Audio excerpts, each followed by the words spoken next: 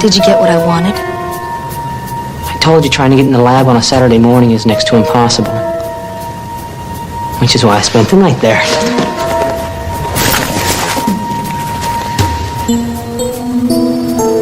Okay, A is for antigen, and B is for bacteria, just to make sure there was no confusion. How clever of you.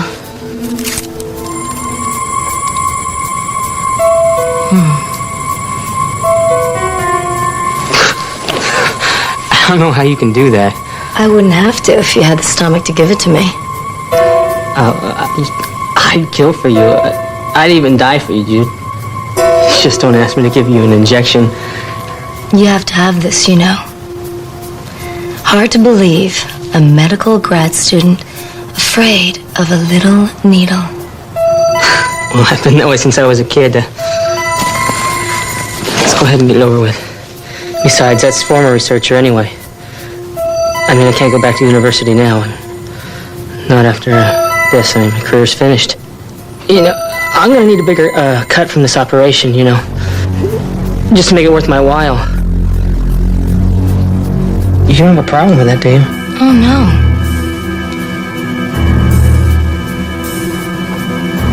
Great.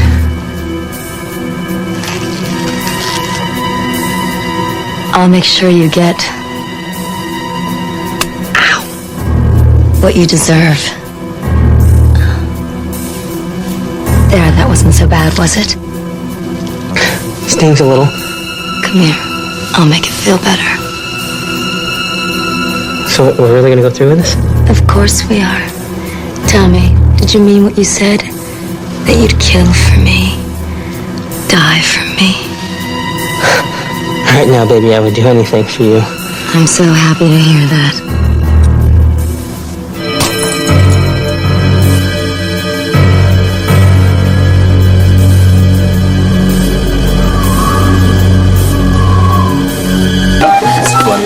Hey, Doc.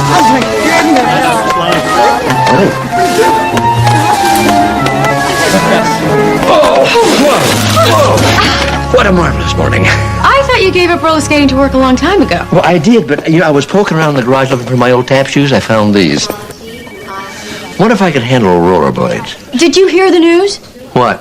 I won the Medical Examiner Society Scene Investigation Award. The Messy?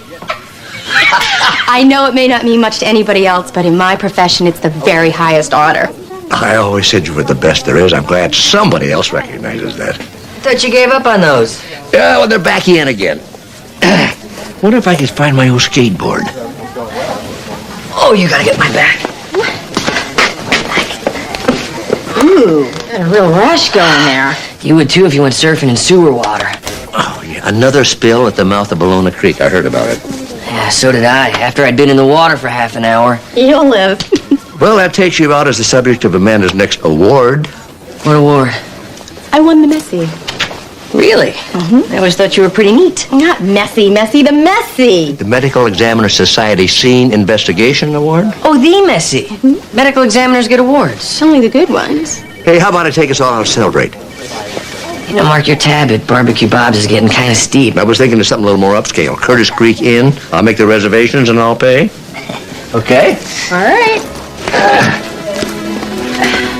I don't think he's gonna wear those in the restaurant, do you? I hope not.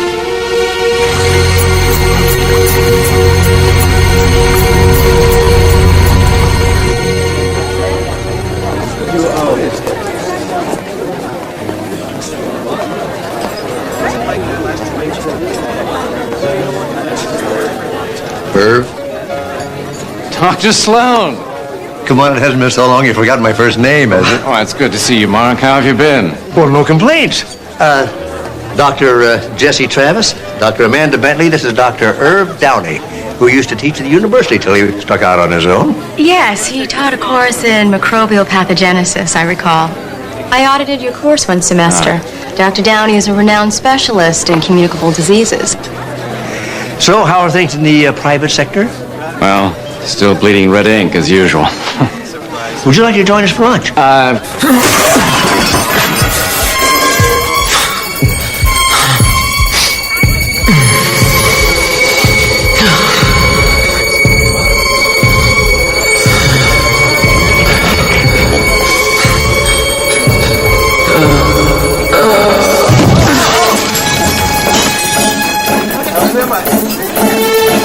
doctors. Okay, please, people back. Yeah, we can use a little room here. Rapid pulse, high fever. His chest is crackling like the inside of a cereal box. Better call 911. Is there any place we can put him?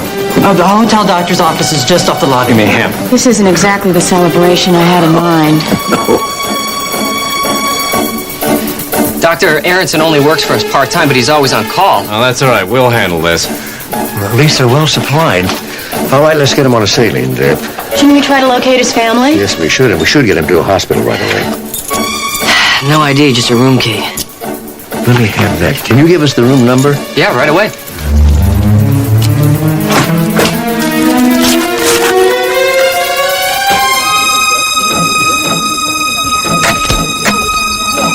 Room 101. Who's it registered to? Mr. Vander, Alex Vander. Paramedics are on the way. We have a name for our patient, Alex Vander, in 101. All right, we'll confirm his ID. And I hope find something to explain his condition. Hello? We better start searching. Yeah, I'll look in the bathroom.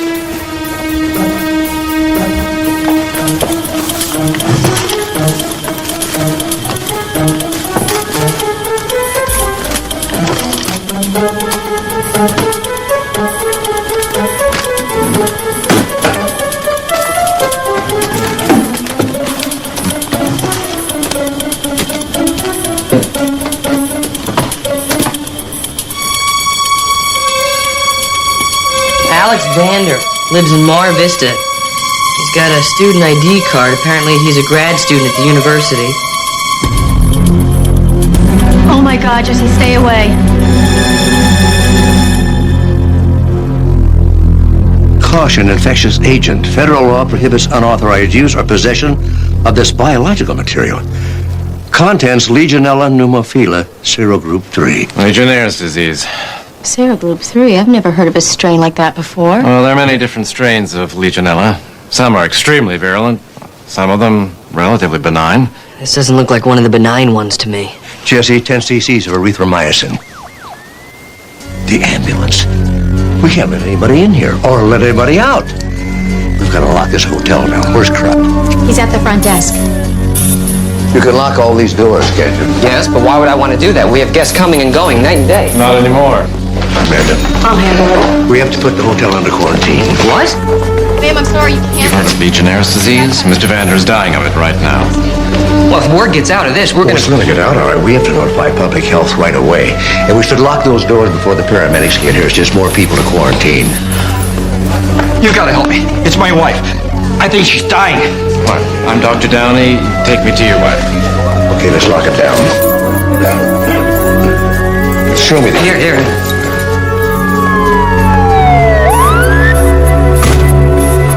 Yeah, grab the door. I got that. Gentlemen, false alarm. What? I'm sorry. Jesse, we need to set up a triage. We can use a conference room for that. We need something a little bit larger for the less acute cases. Mr. Krupp, you have a suggestion? We have a ballroom. You show it to me? Yeah. Steve, it's me.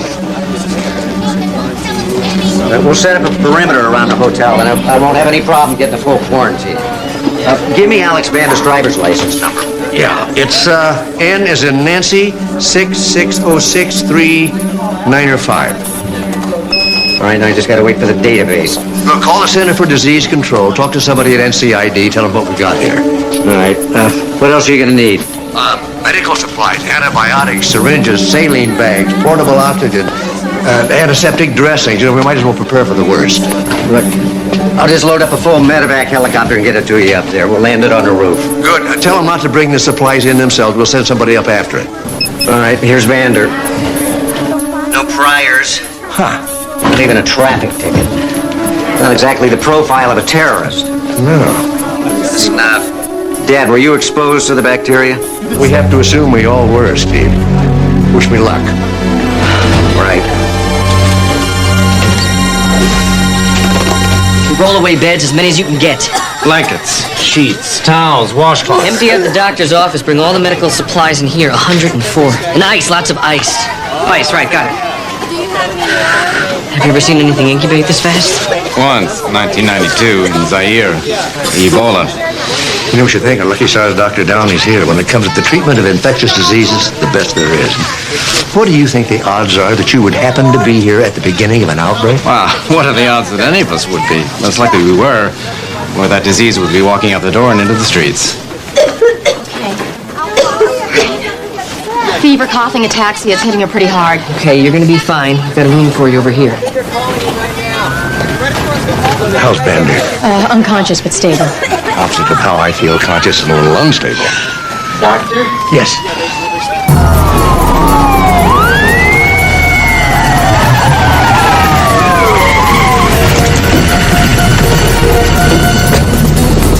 Let's get this block cleared and cordoned off now. Just go on the double.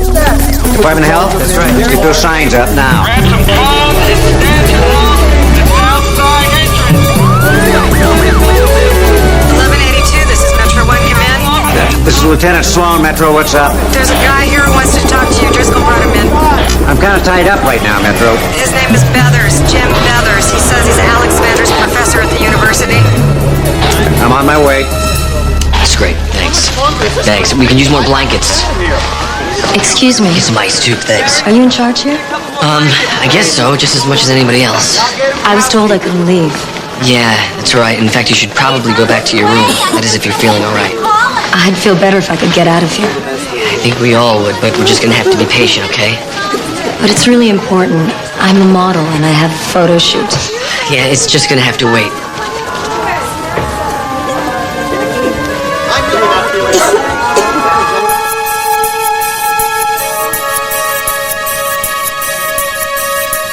The hotel is completely sealed off. Nobody can get in or out. I guess we're stuck.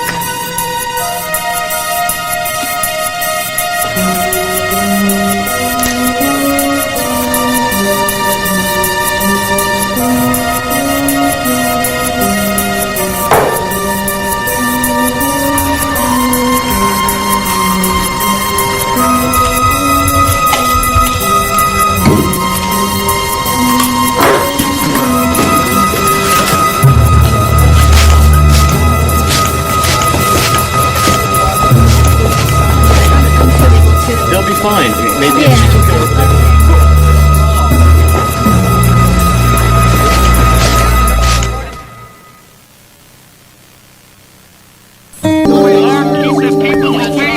Now, the order for the quarantine comes directly from the Department of Health. But just because we're all quarantined in here does not mean we're all going to get sick. We've had a small outbreak of Legionnaire's disease, which we will contain. We have excerpts from the CDC flying in. All right, I'm no happier about being stuck here than the rest of you are, but we have 7 confirmed cases so far. I don't want to be number 8. They can't keep us here. They can't keep us from leaving. Please stay calm. Wolf, we're not going to let you out that door. People, please, go back. There's nothing we can do for you out here. We can't help you. The doctors in there can't. Please, back up. This is a quarantine.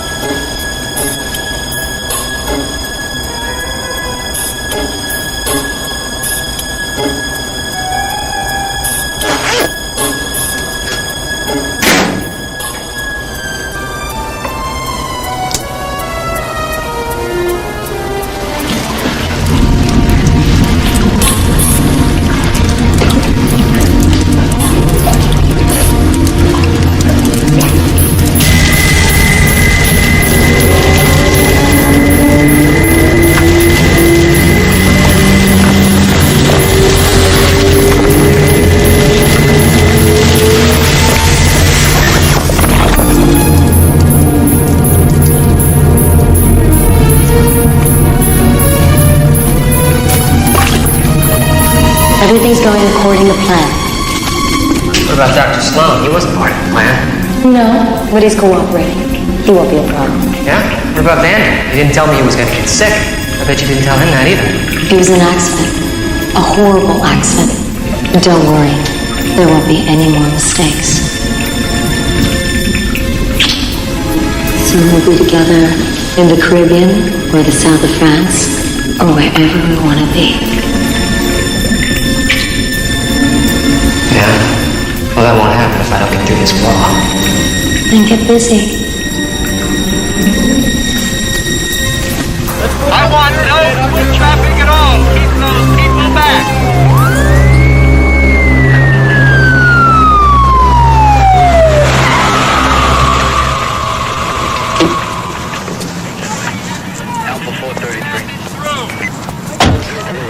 Where do you guys get off? I was in the middle of class when your goon over there came in and dragged me out. Please accept my apologies. We just didn't have time for the usual pleasantries. Right. Like you ever have time for the usual pleasantries. I don't even get those when you're writing me a parking ticket. I need to talk to you about Alex Vander. Great. Not only do you drag me out of class, but you drag me out of class to talk about my least favorite human being on Earth. Your former boyfriend, from what I've been told. What of it? See that hotel over there? Dozens of people are sick and dying because of a germ your ex-boyfriend let loose. You and I are going to find a nice, quiet place to talk, and you're going to fill me in on every single detail of his life.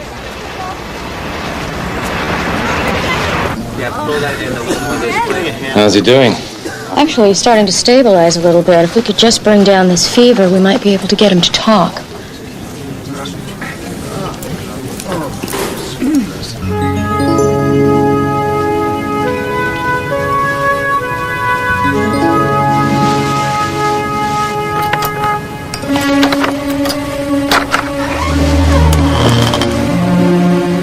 You're supposed to be treating those poor, infected people. Unfortunately, I've got lots of help. Sloan? He's been looking over my shoulder every minute, and he and his little worker bees have managed to keep Vander alive. What if he talks? That would be a problem. That would be the end. Make sure it doesn't happen. I don't know about your timing. My timing is perfect. Save the seduction act for Krupp. And help me figure out what we're going to do about Vander.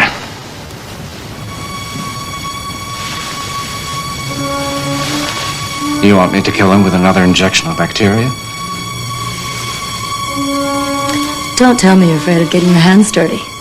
After all, we have infected an entire hotel full of people.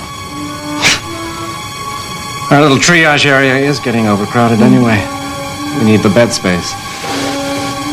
That we do.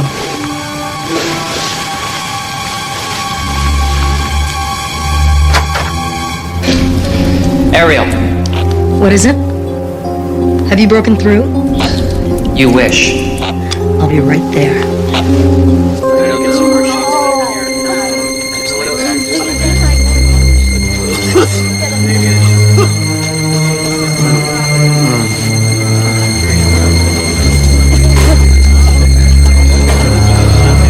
Do we have any Rimpanton? We've got everything. They emptied half the pharmacy at Community General. Why? Oh, erythromycin isn't going to do it alone. We need to augment. Well, we have to do something. Let's try it.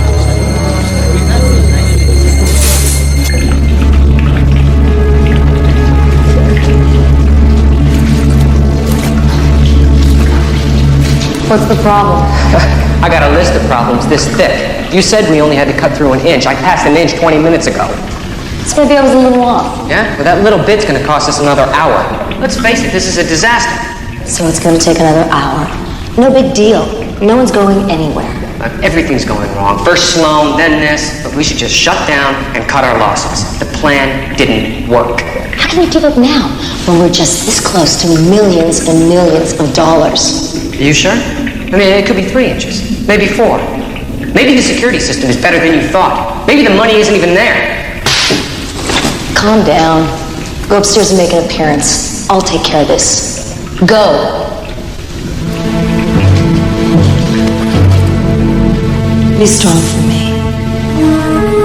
I need you.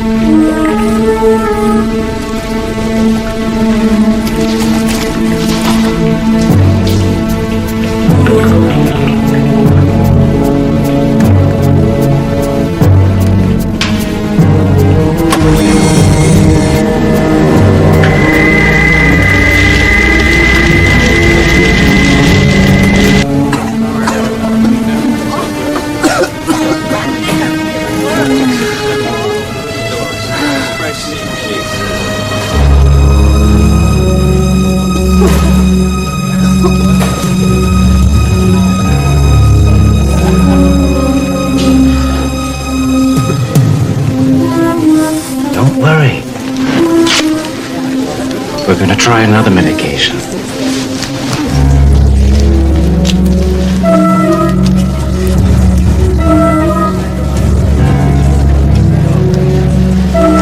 That should clear things up nicely.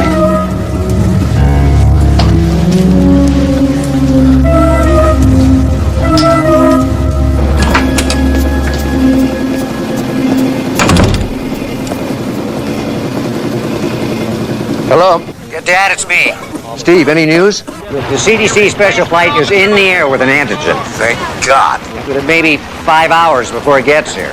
I don't think some of these people have 5 hours, Steve. How are you, Jesse, and Amanda doing? Well, that depends. What have you found out? Art Vander's a grad student working on new antigens for antibiotic-resistant strains of Legionella. 6 weeks ago, he walks into a cafeteria and a beautiful woman hits on him. Finds him and his work extremely interesting. She chose him because of his access to the bacteria, and then she seduced him. Yeah, big time. He dumps his girlfriend, stops seeing his friends, starts coming in late or not at all to classes. By all accounts, he becomes totally obsessed with her. Anyone know who she is? A succubus, according to Vander's ex. She disappeared as fast as she appeared. The only thing anybody remembers about her is that she was a jaw-dropping beauty. This all sounds very calculated and professional to me. Yeah, I know. Terrorist, maybe. No, I don't think so. Somebody would have taken credit or made demands by now. No, it's something else. I just wish I knew what it was. So do I. Look, I'll be in touch, Dad. Thanks, Steve.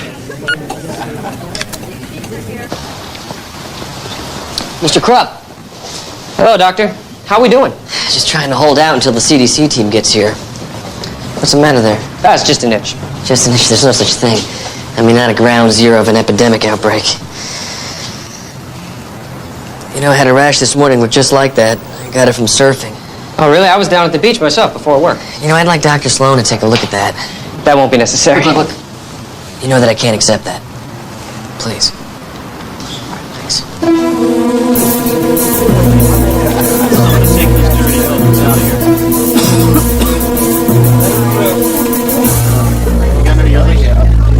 You been in the water? I swim every morning. Well, the good news is it had nothing to do with Legionella. Doesn't make me want to start surfing anytime soon. Jesse, how's your rash? It's pretty much gone. You know, it's funny. Yours took so long to break out, and you were both exposed about the same time. You're the doctor. We'll give you some cortisone cream for it. Great. Mark, Jesse. He's dead. No, this shouldn't have happened so quickly. I want to know exactly what killed him.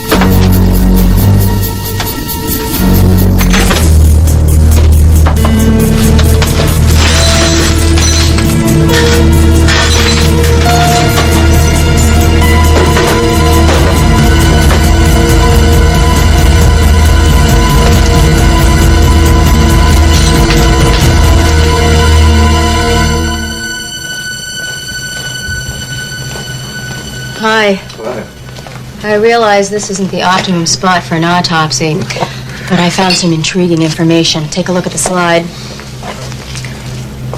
I've never seen a concentration of bacteria like that. There's more Legionella in his system than can be accounted for by a simple cell reproduction. How do you think it got there? Take a look. These are puncture wounds, injection sites. Now, this one hadn't completed clotting, but I believe this is where he received his rimphantin shot. This is where I administered the erythromycin earlier. And here, this is the oldest mark. It seems as though he shot himself up with Legionella. He broke the vial and infected the whole hotel. He couldn't have given himself that shot. It's clear on the back of his arm. Bud Vander was murdered. Amanda? I just don't feel well, Mark.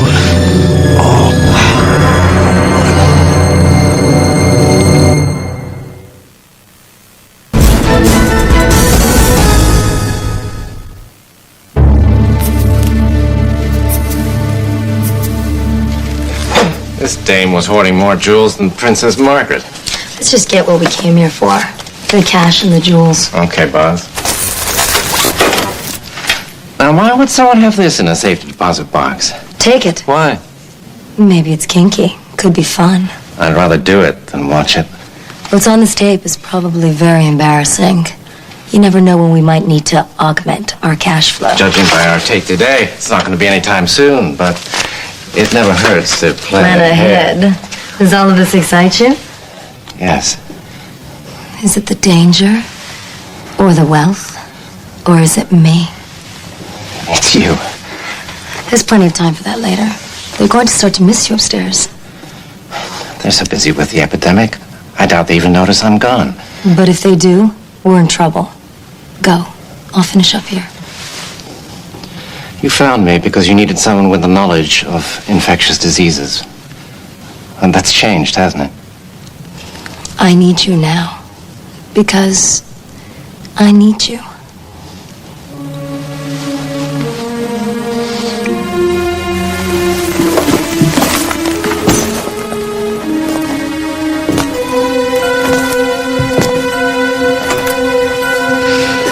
You know, Mark, I hate going from the physician ranks to being one of the patients. I hate it, too. Physicians have been badly outnumbered since this outbreak occurred. You know, what was a graduate student doing in a $350 a night suite with a stolen vial of Legionella? Maybe he's going to sell it to somebody. Maybe he's a terrorist. I don't know.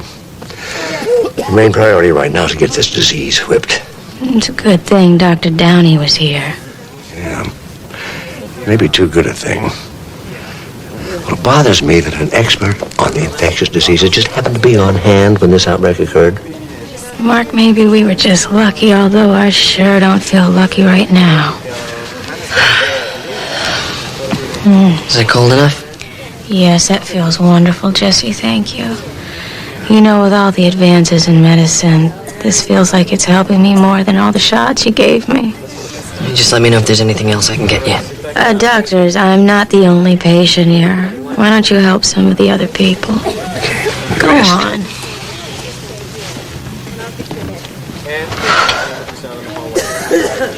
How you doing? I'm fine. Look flushed. I'm fine, really. Thanks. Could somebody please bring me some more towels? Yes, doctor, right away. Very, very amazing.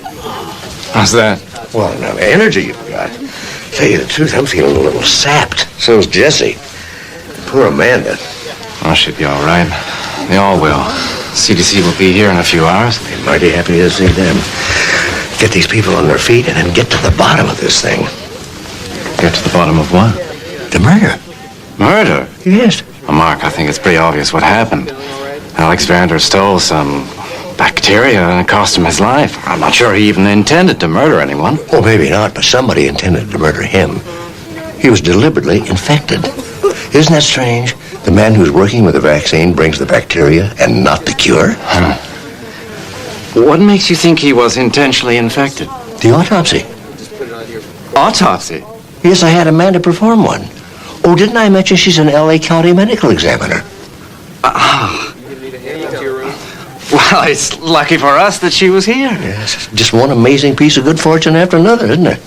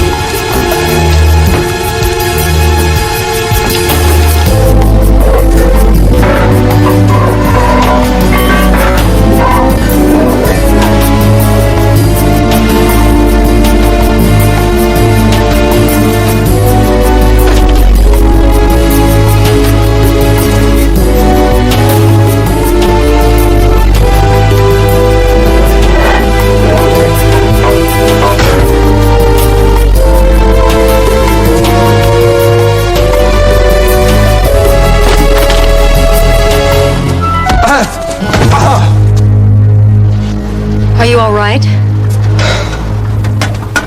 You know better than to sneak up on me like that. I wasn't sneaking. Where's Krupp? Still back at the hotel. We have to leave. We have to stay. The vault is empty. There's nothing keeping us here. Except Mark Sloan. What now? We had a great plan. A flawless plan. Get the hotel quarantined, slip into the bank vault, make off with the loot. And it's working. The thing we didn't figure out was the worst possible luck in the world. A doctor with a homicide detective for a son, coming to lunch with an LA County medical examiner. Who knew she was going to do autopsies in the kitchen? You wonder what the hell she used, a paring knife and a soup ladle? So what? They know Vander was murdered. But they don't know about the bank, and they won't find out about it until Monday. Doesn't matter. Sloan's in the hotel. He knows who's sick. He's been working side by side with me. If we're not there when the CDC comes in, he'll alert the police, the FBI, Interpol, you name it. So we make a run for it. We've got enough money to disappear for a very long time. Don't you see? They'll use words like biological agent. Not to give a hoot about the bank vault. They'll say we were terrorists. They'll say we tried to kill an entire hotel full of people. Our photographs will be all over the place. What do? We go back to the hotel. We wait for the CDC to come in. We get our shots, like everybody else. And then we walk out with the rest of the guests. We can come back and still be out of the country 24 hours before they find out about the robbery. Ariel, we have no choice. I wish to God we did. All right. Let's get back to the hotel then.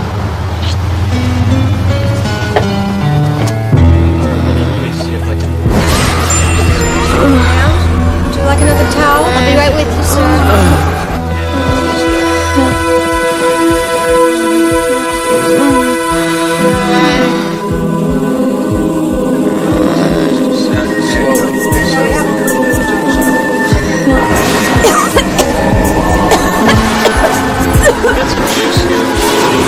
Still aching, kind of.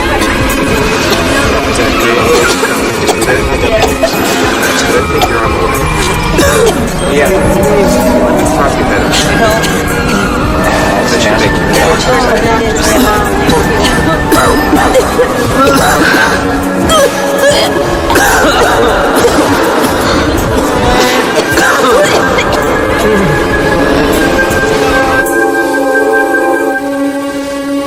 That's the second one we've lost in the last hour.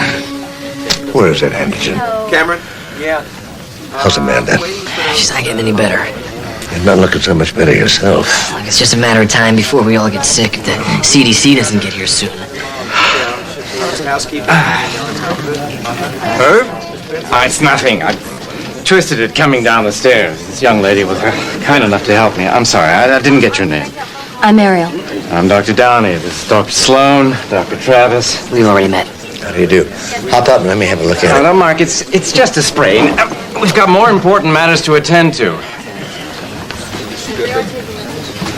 Oh, I don't think I'm going to get my shoe back on that. You're sure not? That ankle is really swollen. I don't want you wearing any hard shoes. Jesse, why don't you check Ariel out for any signs of Legionella? But I'm fine. It's just a precaution we do with everybody. It'll take less than a minute. I better get some ice for that. Look, It's too much to do. I can't just lie. You're not going to be any help if you're in too much pain to work. Now, you know that. We'll try some ice on it for about 10 minutes to see how you feel. Maybe I can scare up an air cast for you. Sloan. Oh, great. That's the best news we've had. Thanks. CDC's here on the way from LAX in 15 minutes. We'll get some ice for that. Perfect.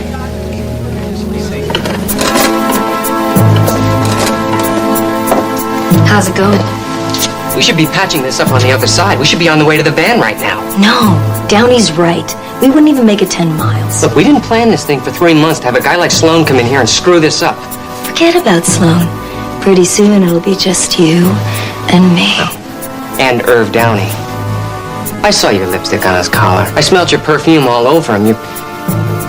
You're breaking my heart, Ariel. Don't be so possessive. Finish up here and let's go.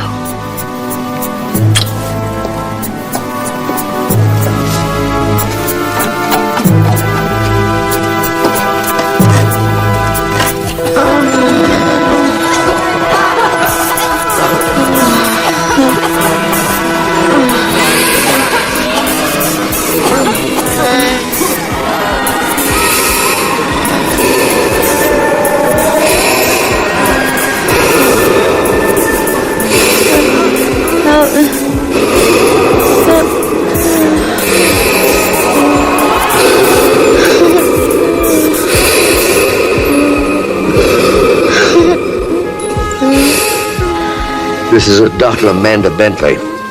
Amanda, these are the doctors from the CDC. They're going to give you a shot.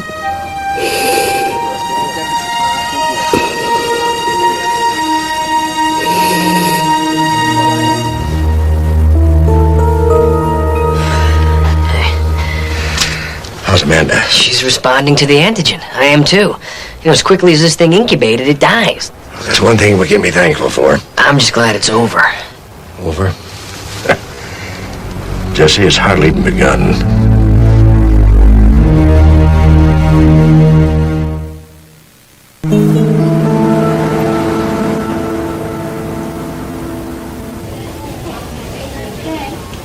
Sounds clear. Good. Can I check out now?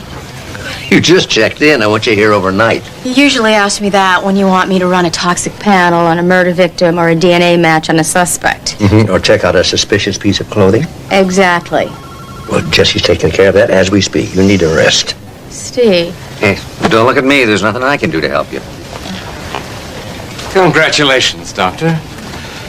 You're going to be fine. Everyone is. We've done all the blood analysis, and the infection is in complete retreat. There were 24 acute cases, and they're being kept here for overnight observation, but everyone else is prepared to go home.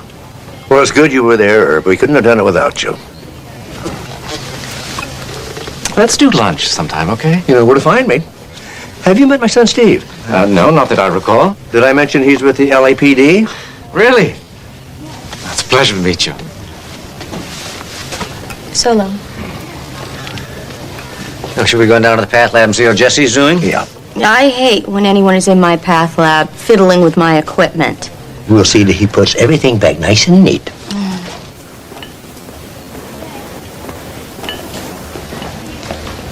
This is the first time I've been asked to run a stat analysis on a sock. Did you find what the stain was?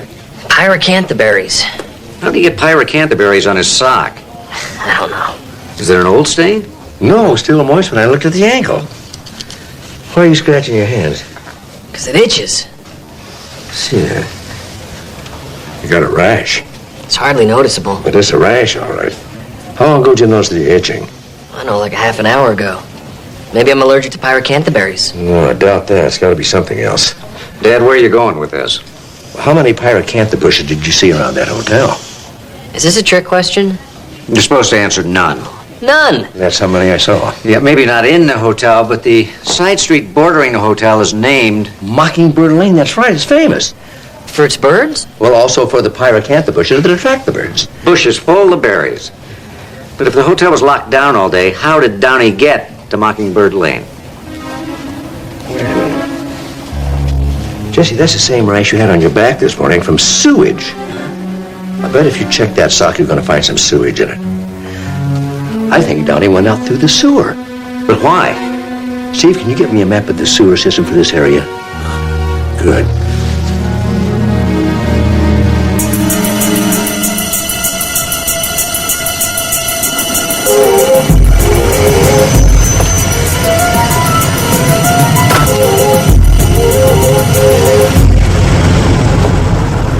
She isn't here yet. Oh, good. It'll give me a chance to tell you how things are gonna go. Well, we're gonna fly down to the Caymans, we're gonna divide up the money, and then you're gonna go away and leave me and Ariel alone. Why is that? Because it's me she loves. She told me so. That's ridiculous. What could you possibly give her? About $20 million. And hardly gives you an edge, my friend. Look, she shared things with me. Things from the heart. Things that she's never shared with anyone else. What can I say? You got me beat. I'll bow out like a gentleman right after I get my money.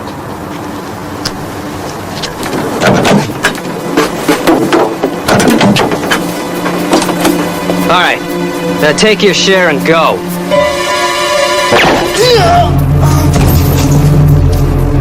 Checkout time, Mr. Krupp. Hope you enjoyed your stay. We'll dump the body in the canyon.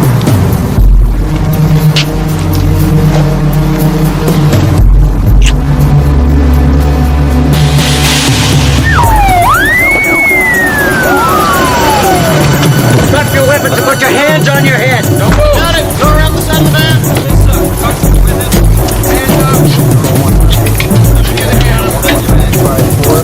I should have killed you and left when I had the chance. How did you know what was happening?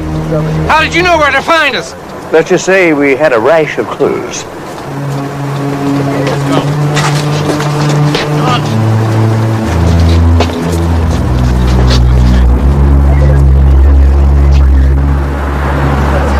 Steve, it's been a whole week, and I still can't believe I won the Medical Examiner's Society Scene Investigation Award. How about getting nominated for another one on the same day? Kind of makes getting infected with Legionella worthwhile. You wouldn't have performed the messy nominated autopsy in the kitchen otherwise. It's not this kitchen, it's another kitchen. You gotta stop talking shop in here. Hi, sorry I'm late. Oh, is that the messy?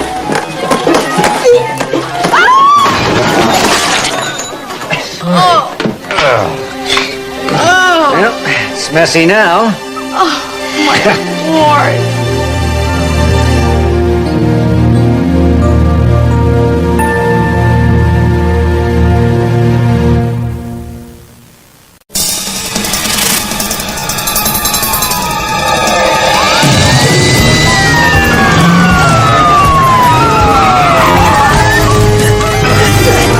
Hold it, Esteban.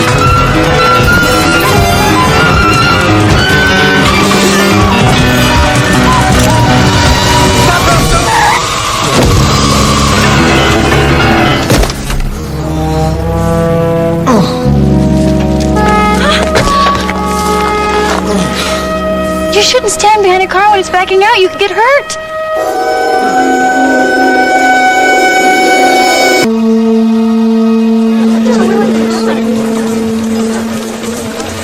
You sure you're feeling up to this? I'm always up for a free dinner. You know, you could have had a mild concussion and make you feel a little woozy. I'm all right, Dad. It was just a little bump on the head. Didn't hurt half as much as losing Esteban. Yeah, what was so important about a car thief, anyway? We think Esteban works for a supplier who's funneling stolen car parts to a national syndicate. And I would have gotten him, too. Wasn't for that woman. But Steve, I should have arrested her for assault with a deadly weapon.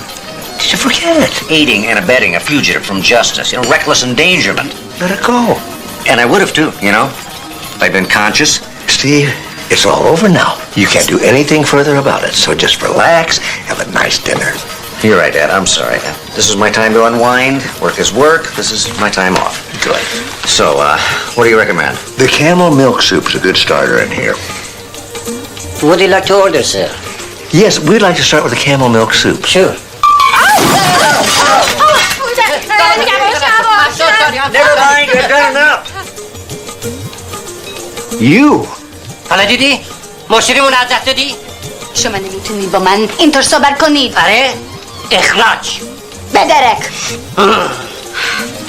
It's her. Who? Randy Wolf. Oh, Dr. Mark Sloan. This is my son, Steve. We've met. I feel terrible about this. Please let me make it up to you. Dinner is on me. Yeah, I wish it was. This is the woman I've been telling you about. Really? You've been talking about me? That's really sweet. I hope you didn't build me up too much. Don't worry about it. Imagine you and I running into each other like this again. It's amazing, isn't it? Yeah, especially since the swelling just started to go down. You must live around here. Yes, right across the road. Wow, if you ever go on vacation, give my service a call. I'm a house sitter. I'll walk your dog. I'm also a really good handyman if you have any creaky doors, leaky faucets. Is there any job you don't do? Well, I'm not a waitress anymore. Yarnock just fired me. Oh, you know, that's really our fault. We ought to talk to him. Oh, that's sweet of you, but don't bother. I was getting bored of the job anyway. You been doing it long? 2 days. See you around. That's a chilling thought.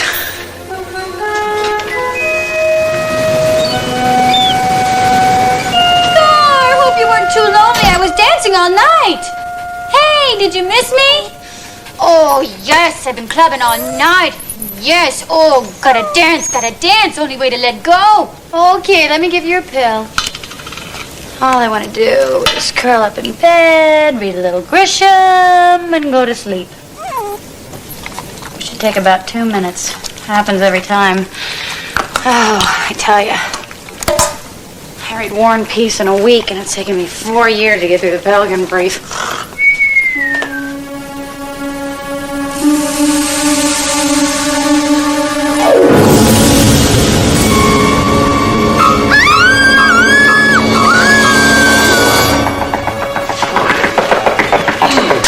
Who is it? It's Randy. What, the dog walker? I haven't had a dog in years. He's dead. Well, if he's not, he's 35 years old. I'm not here about a dog. I'm here about a mime. Who is it? I'm having a nightmare. You have to come with me right away. This is not about a dog. This is about murder. Who's been murdered? That's what I'm trying to tell you. I went back to the place that I'm house sitting because I had to give the dog his pill. You said this wasn't about a dog. It's not about a dog, but that doesn't mean there's not a dog in it. I'm going to bed. That's exactly what I said until I saw him there. Who, the dog? No, the mime, you know. Only he was dead, so it was more like... Well, maybe he was miming being dead. Why would anybody do that? Why would anybody do this? He had a knife in his chest and there was a pool of blood all around his body. All right, what's the address?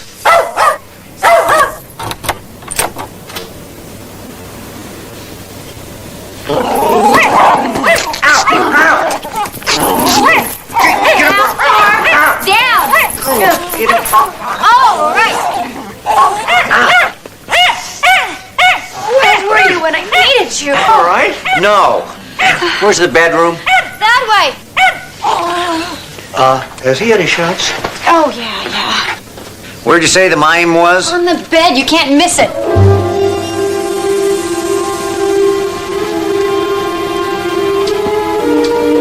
I'm telling you, he was right there. A knife in his chest. No blood? Nice and neat and clean. You sure you saw a mime here? What else could it have been? Where were you when you saw the body? I was just about to brush my teeth when I saw his feet. Well, maybe your eyes were playing tricks on you. When was the last time you saw a dead mime in your bed? Good point. I better go check my bed right now.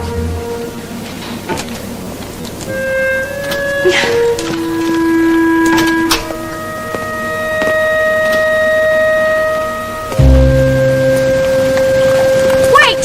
What about the murder? I'll admit I'm tempted. There's too many witnesses. You know, Randy, one night I came home from a really long shift and I was just exhausted. I saw a rattlesnake beside my bed. It wasn't until after I beat it to death with a shoe I realized it was my bathroom snake. Now, it can happen to anybody. It's nothing to be ashamed of. You gonna be all right?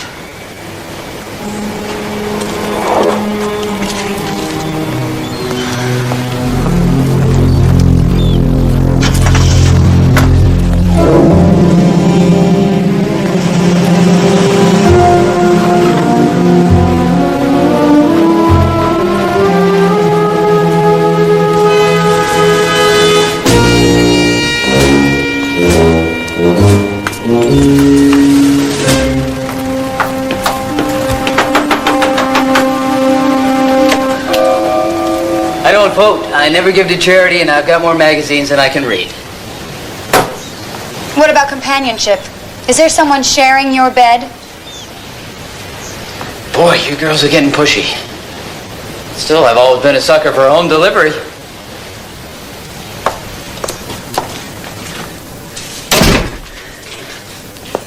I'm trying to figure out where we've met before. I think I'd remember. You would, we haven't. So this is just a random thing? I think it's a case of mistaken identity. Don't say that, baby. You're gonna break my heart. Where's the bedroom? Don't you even want to know my name first? Hey, if you can't figure out what you're shrieking ecstasy, don't blame me.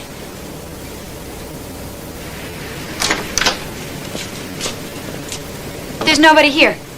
No one, except you and me. Where is he? He was in my bed last night. I know he was in yours this morning. Oh, look, I don't know what kind of sick relationship you've got, babe, but I don't swing with anybody's boyfriends. Don't play coy with me, Hef. There's a mime out there that's traded his glass cage for a pine box. I want to know why, and I want to know where he is. And I want to know what nuthead you escaped from. 1891. Does that mean anything to you? I understand it was a good year for cognac. Is that what you've been drinking? It's my address. It's also where they delivered the mime. You see, they thought it was your house, but my 9 was loose. Your 9 isn't all that's loose. I'm calling the cops. Tell them to bring their cuffs, because this carnation connects you directly to the dead mime. No, that carnation connects me directly with those other carnations. And you want me to believe that you know nothing about the mime? I don't care what you believe. I just want you out of my house. You're in deep, pal. And it's getting deeper all the time.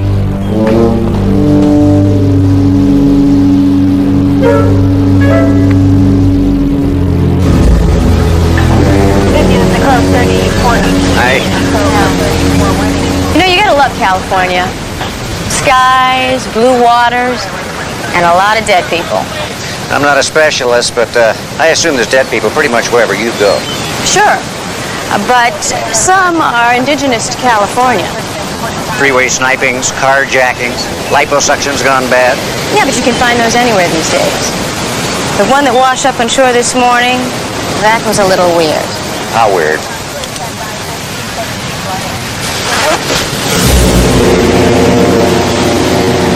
Bet this doesn't happen in Milwaukee.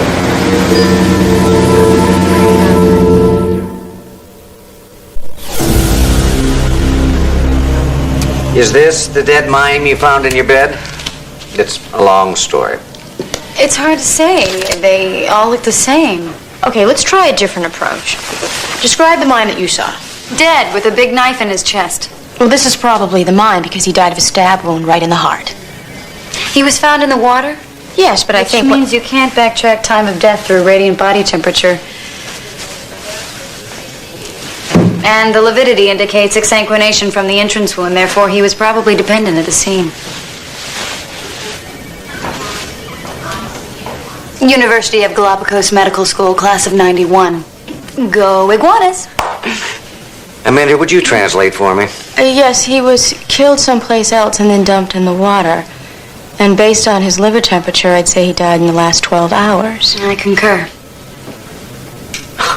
Thank you, Amanda. Do you have any idea why someone would dump a dead mime in your bed? It was an accident. Are you saying you did this? No, why would you say that? Because you're always having accidents. I do not. Then why do I have a lump on my head, scalded legs, and a dog bite in my ankle? Just because you're clumsy doesn't mean everybody else is. Stop projecting.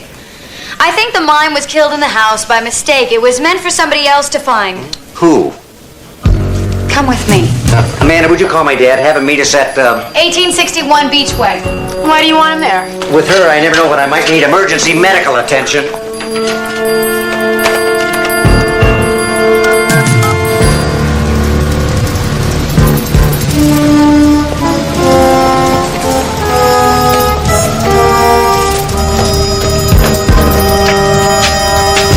What are you doing? Knocking? You know, it's an old custom. You probably never heard of it. You're giving him time to destroy the evidence. What evidence?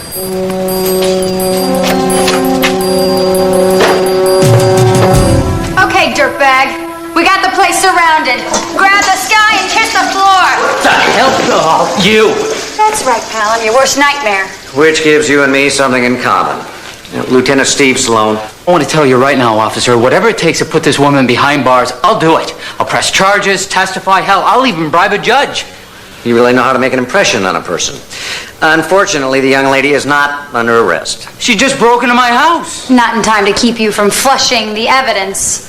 If drinking too much coffee is a crime, then I admit I flush the evidence and you can arrest me. If it's not, I want this woman arrested right now. Don't you even Randy, let's all try and stay calm, shall we, Mr. Burnett? I am calm. And I'll remain calm when I call your Internal Affairs Division and explain that Detective Steve Sloan stood by and watched as a psychopath broke into my house and harassed me. Mr. Burnett, I realize that Randy seems a little over-eager, but she suffered a terrible trauma recently. And who are you, her shrink? Well, professional ethics will only allow me to say that she is under a doctor's care. So she is a nutcase. I'm just trying to bring her back to reality. So this whole thing... Think of it as therapy. What do you want to know, Detective? Have you ever seen this man before? You're kidding, right? You've seen one mime, you've seen them all. What, you see so many dead mimes in your bed you can't tell them apart? I'm sorry if you've confused me with someone else, but there's never been a mime in my house that I know of, let alone in my bedroom. Is there anything else, Detective? No, I think that will do. Thank you for your time. Randy? That mime was a warning. They're coming for you next! Did I help? More than a year of electroshock. Thank you so much. How'd it go? That was it? That was the entire interrogation? I left my rubber hose at home. It's okay, I got one in my car. Obviously, you do not understand the danger that man is in. What kind of danger? Isn't it obvious? Not on this planet. What does the mob do when there is a potential witness that they don't want to testify? They kill him. They leave a dead pigeon. They do? What kind of a cop are you? Obviously, whatever Burnett is into is big, big, big. So big that a pigeon was not warning enough. I have a headache. So you think that somebody was afraid Burnett would talk, so they killed a mime and left it in his bed as a warning? But they thought my bed was his bed because my 9 slipped into a 6. It's like an axe right in my skull. Oh, so they moved the mime to his house. And then he dumped the body in the ocean. What other explanation is there? Well, there's an argument that'll impress a judge. We have no evidence to back up this ludicrous charge, but what else could it be? A mime is dead. If we don't do something about it, his blood is on our hands. You mean grease paint?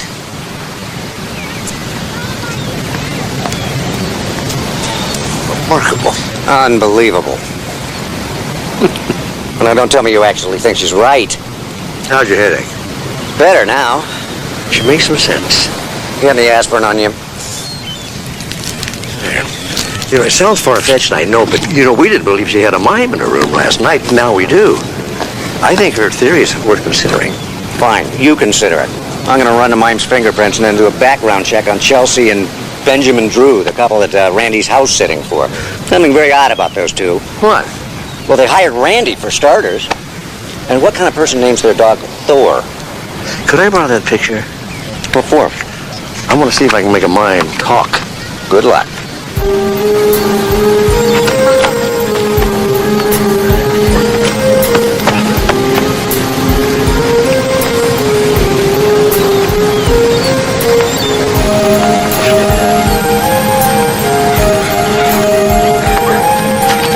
Excuse me, may I talk to you for just a moment? I'm trying to find somebody who knows this mime. Go away. I'm working with the police department trying to solve his murder. You're blocking the view, okay? Oh, I'm awfully sorry. Actually, this will just take a minute. Look, if you could just stand there, at least make yourself useful, huh? I'll trade you. What have I got here? An elephant. An elephant?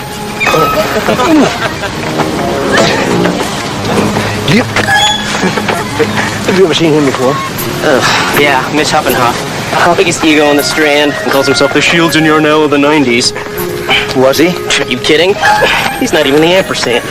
Well, where'd you get such a big ego then? The women, they all throw themselves at his feet. Really? Yeah, well, he thinks it's him, but everybody knows. No woman can resist a mime.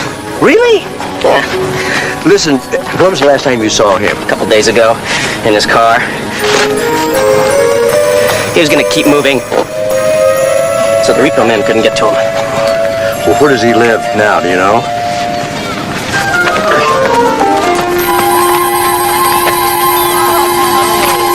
That was where he lived. Oh. Listen, thanks for your help. Good luck with the elephant. Right.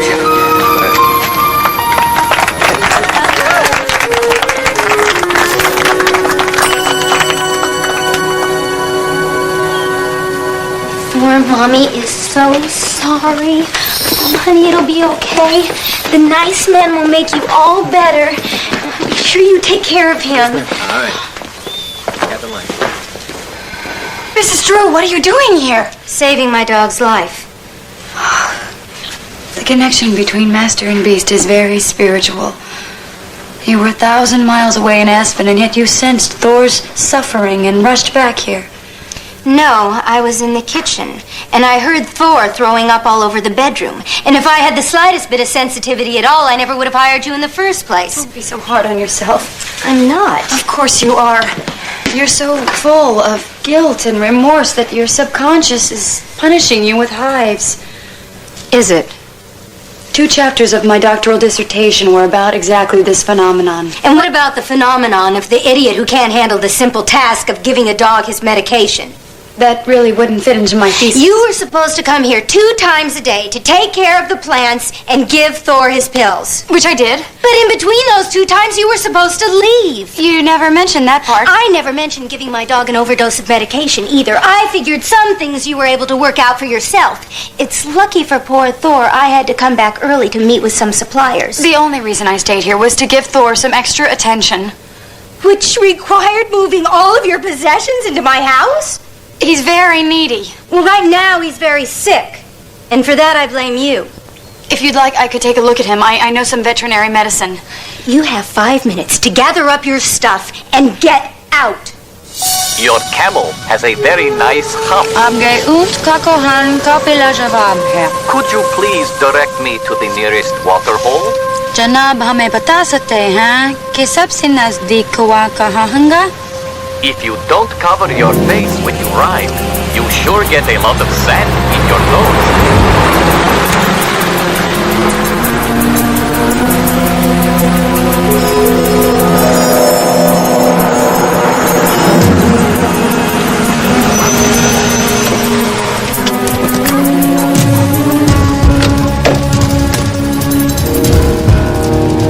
Hey, Burnett.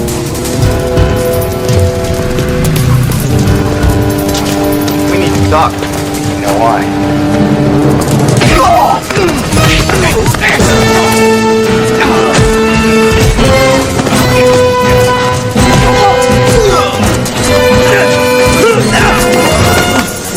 Leave him alone! Disappear. You're next. Fine with me.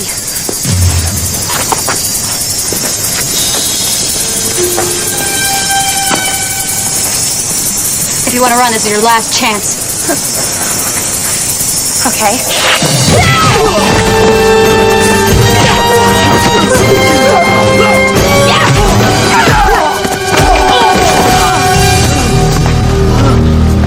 Let's go!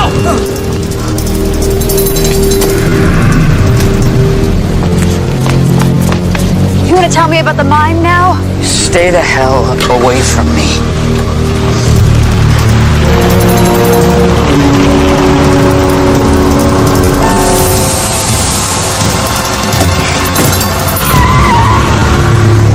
Forget this ever happened, or you'll be very sorry.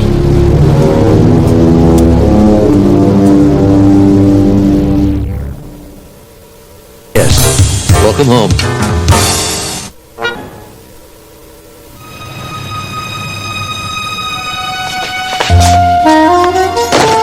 Either he's stupid or extremely stubborn. Either way, he's gonna get himself killed. Who is? You'd think the dead mime would have gotten through to him. I mean, I got the message and it wasn't even meant for me. So they were gonna kill him right there in the street. Oh. Why did they just do that in the first place? Why kill an innocent mime? There's another dead mime? The only reason he's alive is because I was there.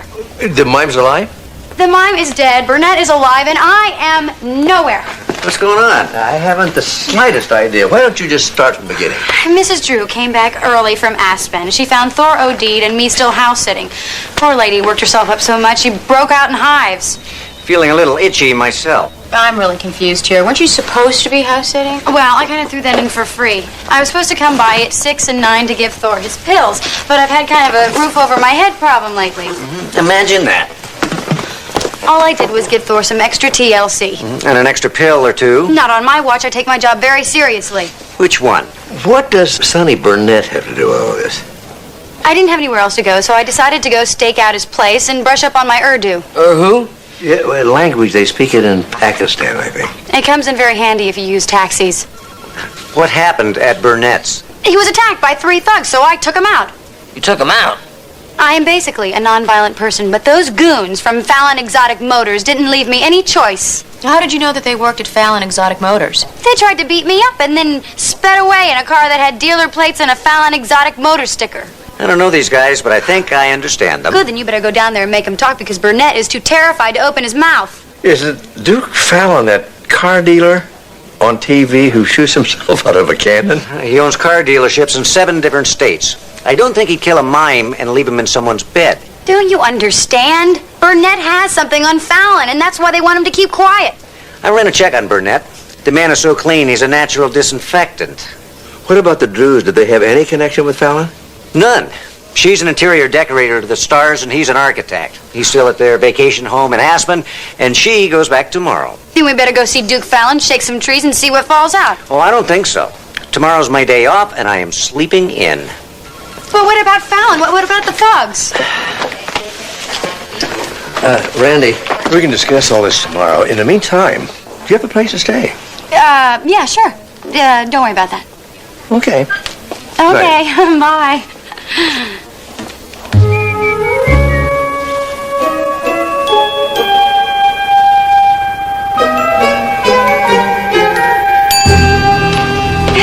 What a glorious morning, huh?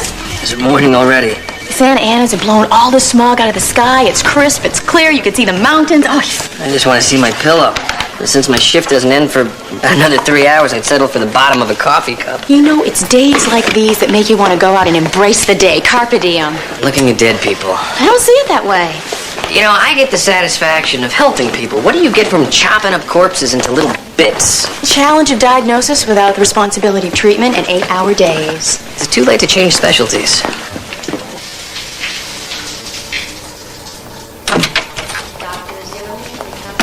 Oh, it's you. I hope I'm not intruding. Intruding? No, I wouldn't say that. Not exactly. Okay, this is a doctor's lounge. It's for doctors. I know, but I couldn't leave the stuff in my car. It would be stolen in a second. The coffee should be ready. It's a nice Tahitian blend. Help yourself. Thanks. Randy, you really can't stay here. I know. If Steve won't do anything, I'm just gonna have to go out and do it myself.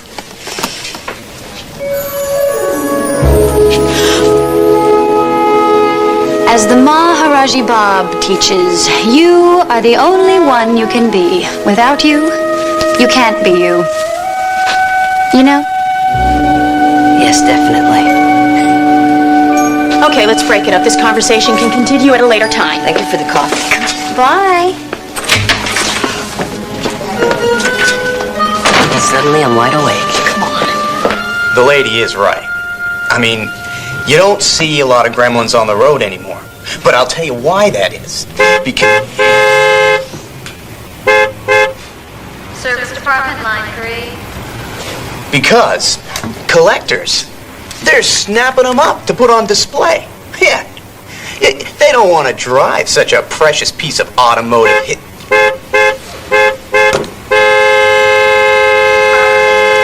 Would you excuse me 1 minute? Service Department, line 2. Is there a problem? Yeah, I don't think this window works. Let me see. Wait, hey, what are you... Oops, my mistake. What are you, crazy? Customer service is our religion, ma'am. I'm sure if there's any kind of a problem, we can work something out. I'm Duke Fallon. I'm ready to deal. I got an offer for you, Duke, but he wouldn't accept it. Well, now, I'd eat a bug to make a sale. Eat this. Stop leaning on Sonny Burnett and I won't shut you down. Who are you? Stevie Sloan, LAPD. But you might know me better as the woman who gave your goons an asphalt scalp massage. Now, funny, she doesn't look like a dozen armed ninjas, does she? Anyway, I'm sure that Sonny got my message. Think again. Next time, send a greeting card instead. Your message ended up in my bed first. You slept with her? Listen up, cowboy. Burnett is under my personal protection now. Anything happens to him, happens to you twice as hard.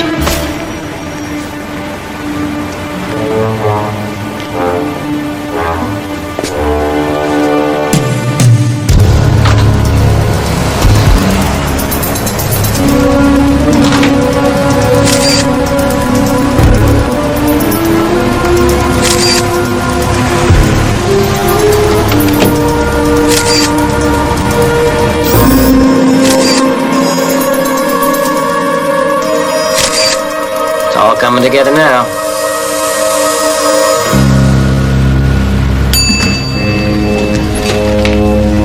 Amanda, you haven't seen my badge around here, have you? You lost your badge? I didn't say that. I've temporarily misplaced it. Well, my mistake, but what makes you think that you lost your badge here? Well, the last time I used it was on a hospital parking guide. He's new. I didn't want to pay the $5.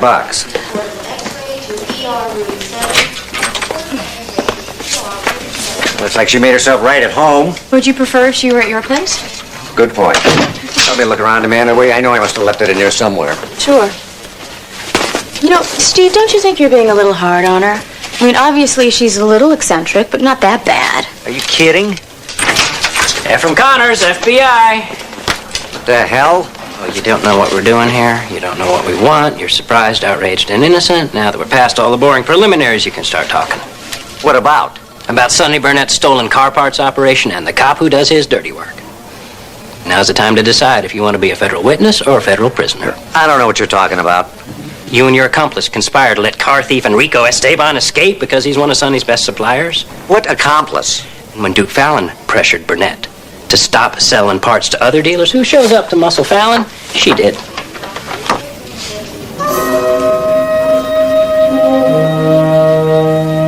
That's just the skin on the chicken. We got you fast frozen, shrink wrapped, and ready to serve to the grand jury. Where are the denials now, Beach Boy? I take back what I said earlier. Look, you've got this all wrong. Yes, Steve's simply trying to find the mime's killer. I questioned Burnett because she thought he had the mime, but he didn't. Okay, and that's the best you can do?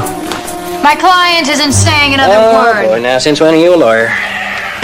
Since my gala graduation from the Deer Park School of Law, September 1994. Check this out now. Yes, sir. Look, you want to spend the next 10 years of your life in a bunk bed with a stainless steel grabber for a nightstand, then fine, keep up the act. But if you testify against Burnett, I can shave the time in half. Let's go. Think about it, counselor. Counselor?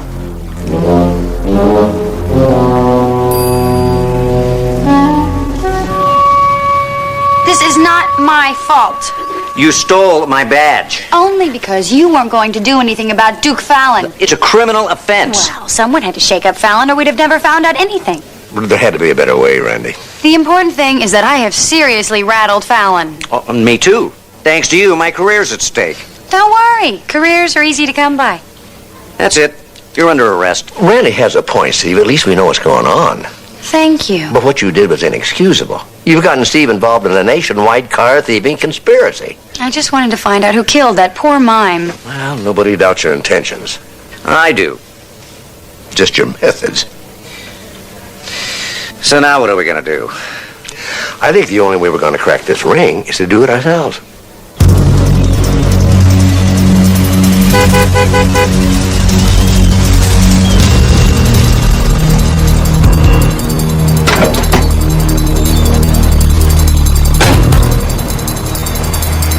Sonny Burnett? Who's asking? Aims are for toe tags. I got your merch. What? Merchandise, come on.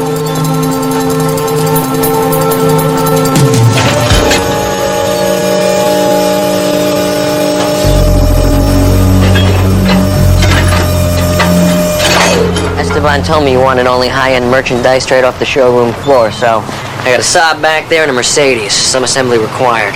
Esteban knows never to come to my house. That's my fault. I needed some fast cash. I haven't paid my alimony checks for a while, and the judge is threatening to repo my vet. This is nice merch. I'm always looking for guys with initiative. You really want to make some money? Who doesn't? This truck yours? Well, let's just say I borrowed it indefinitely. Come on. Good thing I watched a lot of Miami Vice. Let's go.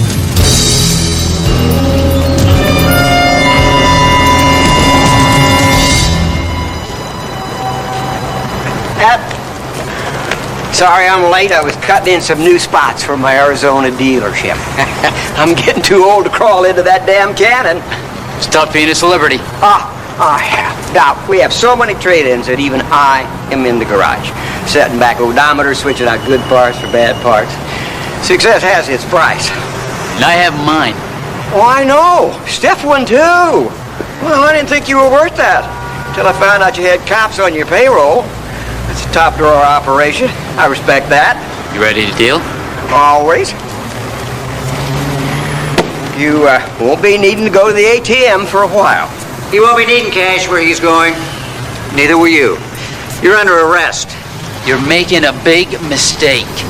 Those stolen car parts you bought from him were marked. That transaction and this one are on tape. I think he's talking about the man you didn't see. See, by the time you shoot me or Burnett, she is already dead. You ought to put that gun down.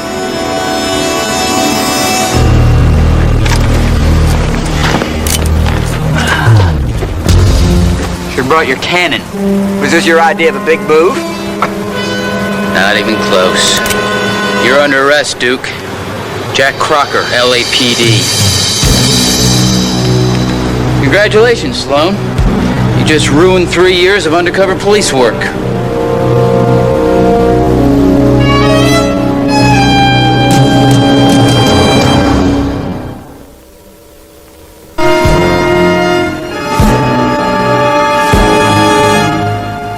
Do you have any idea what I had to do just to establish... Sonny Burnett, I should have known. I thought you said you watched a lot of Miami Vice. There you go again, blaming somebody else for your mistakes. Real work, it took me 2 years to get the thieves to trust me, and another year to make contact with those car dealers. Who killed the mime? We have been investigating Fallon for months as part of a nationwide probe into interstate trafficking and stolen goods. Now, millions of dollars and hundreds of man-hours thrown away because of your rogue operation. Who killed the mime? Fallon was just the first I was going to bring down, but thanks to your incompetence, 3 years of my life have been wasted. Who killed the mime? What mime? What mime? The one you killed and meant to put in my bed. Only you got the addresses mixed up and you stuck it in Randy Wolf's instead.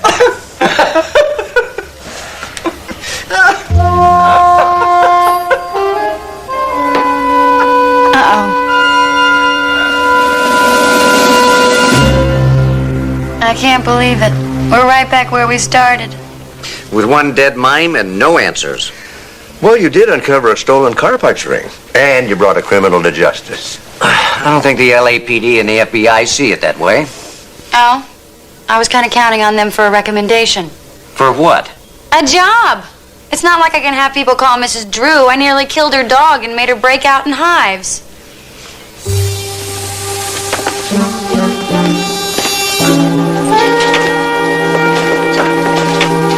Hey, where are you going? Hi. Hey. Can I see the mime? Sure. Hi. Hi.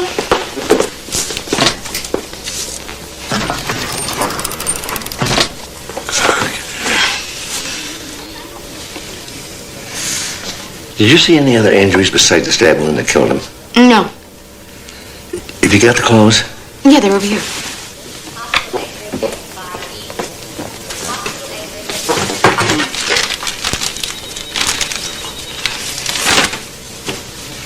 don't see any rips or tears in the clothing. Did you see any? Mm-mm. What's the matter, Dad? You missed something? No.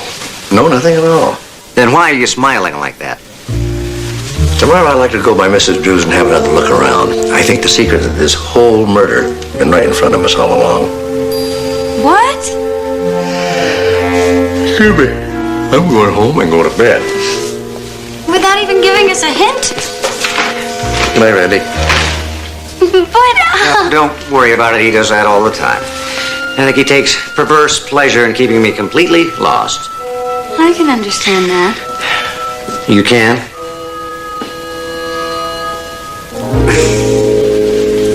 When you're totally flustered, frustrated, and aggravated, something remarkable happens. You become very cute.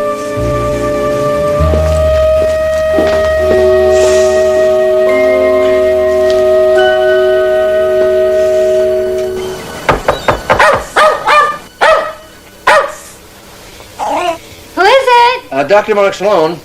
Just a minute. Thor, that's enough.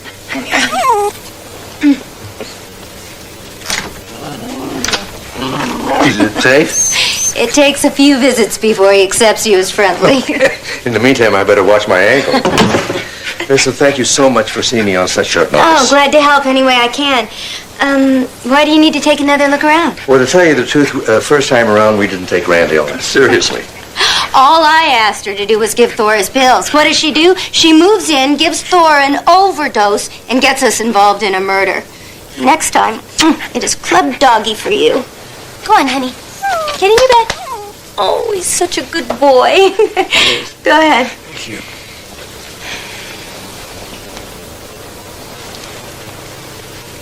Were you missing a set of sheets or any cutlery? No. Don't tell me she's a thief, too. No, I was just asking the obvious question. Somebody had to have hidden the bloody sheets, and the murder weapon had to come from somewhere. You notice anything unusual in the house? Besides Randy's stuff strewn over everywhere? Nothing at all. Yeah, Randy does like to make herself at home, all right. And it could have killed me. She left her shampoo in the shower. If I'd used it, we'd be seeing each other today in your hospital. So that's why you use all those hypoallergenic products. I have, very sensitive skin. Mm-hmm. That's why your hand's itching right now. Must be the dog hair. You know, if you were allergic to dog's hair, you wouldn't have picked them up. As a matter of fact, you wouldn't even own a dog. Now, this is contact dermatitis from shaking my hand. I had it covered with grease paint. But I don't see anything on your hand. Well, I removed the color, but other than that, it's the same makeup that all performers use. Your hand's itching because of the grease paint, the same way it did the day you killed the mime. I knew I wasn't that hard to get along with. Don't blame Thor for not warning you when we came in. He knows me. He knew the mime, too. That's why there were no tears in his trousers and no wounds on his ankle. Well, you said it yourself. Takes a few visits for Thor to relax. Which is why he didn't go nuts around a dead body either. But you were in the house that night, weren't you?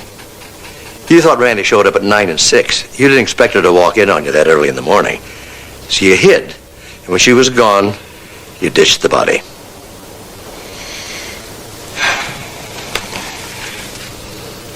For a few weeks, we had a fling. I thought it was over. Then he called me in Aspen and said he was in deep money trouble. If I didn't help him get out of it right away, he'd tell my husband about us. How did you know? After you hid the bloody sheets, you made the bed. Perfectly. The way you thought it was before. The way it is right now. But what you didn't know was that Randy was living here. And she's the one that messed up the bed, not your mime friend. So who OD'd Thor? You did, accidentally. When you came home from Aspen, you gave the dog his medicine out of habit. You not knowing that, when you came in, you gave him an extra dose. If you're so allergic to makeup, why get involved with a mime? I'm a sucker for the strong, silent type.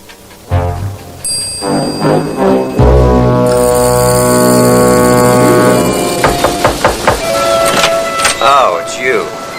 Don't panic. I'm just here to say goodbye. Sure, the doctors will be happy to get their lounge back. Admit it. You're going to miss me. Oh, but I'll always have the scars to remember you by. You got some mail at the hospital. Oh, I've been waiting for this. What is it? It's my applied engineering degree. The University of Antigua? Must be a nice campus. This is going to come in handy where I'm going. Where's that? I don't know.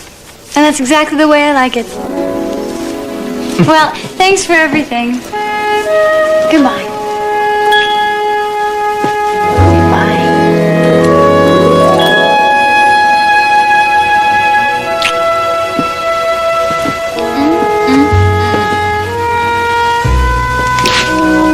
She's something, isn't she? That she is.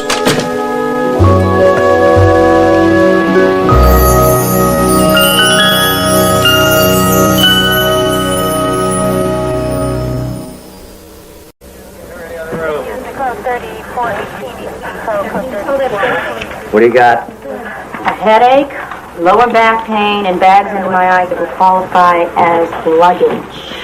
Well, I warned you not to join the ME's office. Well, it's not my work. It's the divorce. And this is an amicable split. Well, they say divorce is one of the big three for causing stress. So starting a new job. No, the work's the thing that's keeping my mind off my troubles. I suppose the corpse will do that.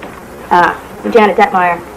She lived here alone. She's been dead for about 2 hours. Judging by the splatter patterns, I'd say she saw someone come through that window and she caught 3 bullets running for the phone. All her jewelry's missing. I say it's a robbery gone bad. So what they drag me out of bed for? You got this covered. You want my job too? No, but I could go for another cup of coffee. Easy on the sugar this time. Go.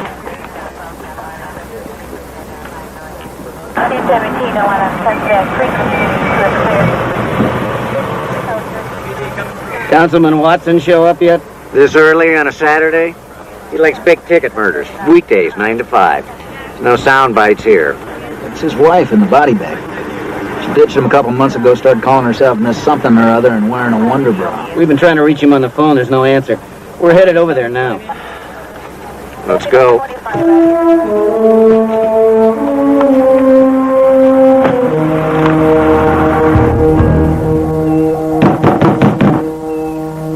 Councilman Watson? It's the police. I'll look around.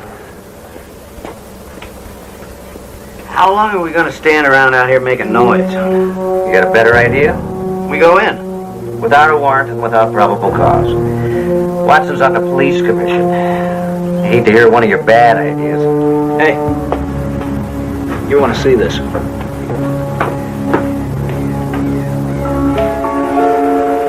It's blood. There's more over here on the doorknob.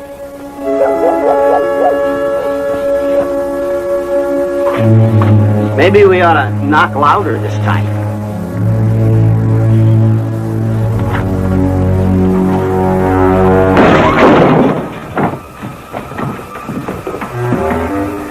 Knock, knock.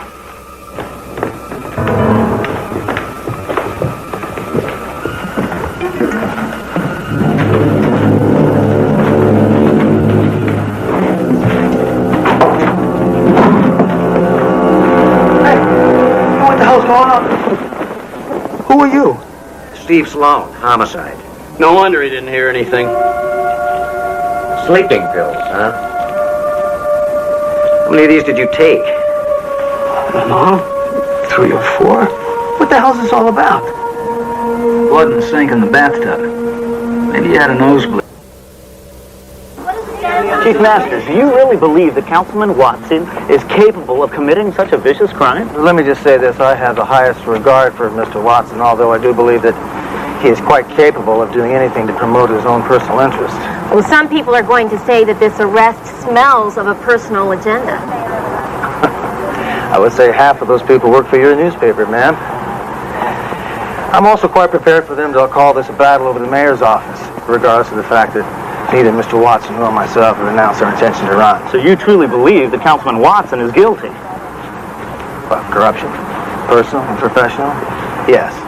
I'm trying to destroy everything that real Americans believe in. Well, I suggest you check his record. Of murder, Chief. Is he guilty of murdering his wife? Well, no, that's some question, isn't it? I don't believe it would be appropriate for me to answer that at this time. Do you? Yes, thank you. I think we just bought ourselves some commendations. I hope that's all we bought.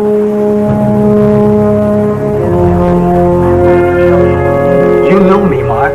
Do you honestly believe I could do what they're saying? You've been my patient for a long time, Matt, but Steve's my son, and he's a good cop. He's one of the few. I have to tell you, Matt, he believes you're guilty. As he should, based on the evidence. I've had a very public and very bitter separation from Janet, and there was blood all over my house, but I did not put it there. Who did? There could have been 50 people marching through my house for all I know. I went to bed at 8 and didn't wake up until I was being arrested, thanks to the tranquilizers you prescribed. First decent night's sleep I had since the separation. You know, Steve was right there, Matt, and if he had seen evidence being planted, he would expose it. If he saw it, the officer who found the blood was Tony Stang. My commission on police brutality named him one of the 12 worst cops on the force and urged his immediate termination. Masters ignored the recommendation, of course. It's hard for me to believe, Matt, that police officers will let a murderer go and frame an innocent man just to silence a critic.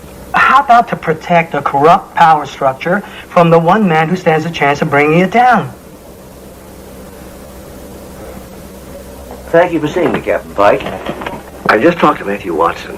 And he told you he was being framed. He makes a strong argument. Go ahead, Doctor. Follow that thought wherever it takes you. Well, I just want to rule out the possibility that what Watson's saying is true. Don't we all? If you do find anything odd, I'd appreciate it if you'd come to me before the press. Of course. There was only one officer at the councilman's home that was also at the crime scene. And he's going to take the biggest fall. I know.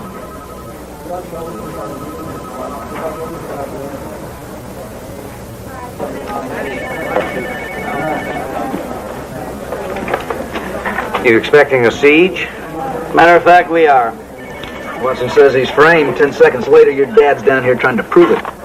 Boy, I see it. The crap's going to start hitting us any minute. But you got nothing to worry about, do you?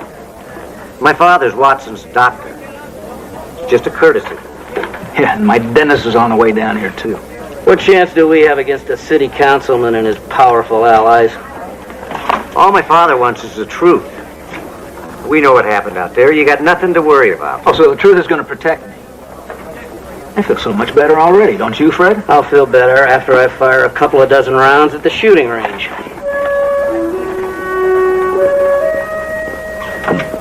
Reminds you, old man, who the good guys are, huh? We're the ones wearing the badges.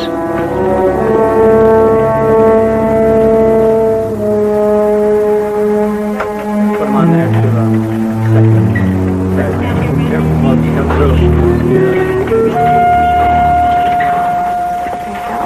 Wow. Hey. I had no idea so many people got killed in L.A. Well, they're not all murders, Jesse. Some of them are accidents, some of them are deaths by undetermined causes, some are burn victims or parachutes that didn't open, drowning victims, people at sea for days before they wash up on the beach. Please remind me to never do that again. Jesse, I'm sure you're not down at my lab for a tour. What's up? Actually, Mark sent me here to get the workup on Janet Watson. No mystery there. Cause of death was a .38 caliber bullet, which punctured her aorta. Huh. What about a tox screen? Nothing unusual, just trace amounts of acetaminophen and pseudoephedrine hydrochloride. Cold medicine. Well, did you find anything that could possibly clear Councilman Watson? No, but I may have found something that could convict him. That was definitely Janet Watson's blood all over his house.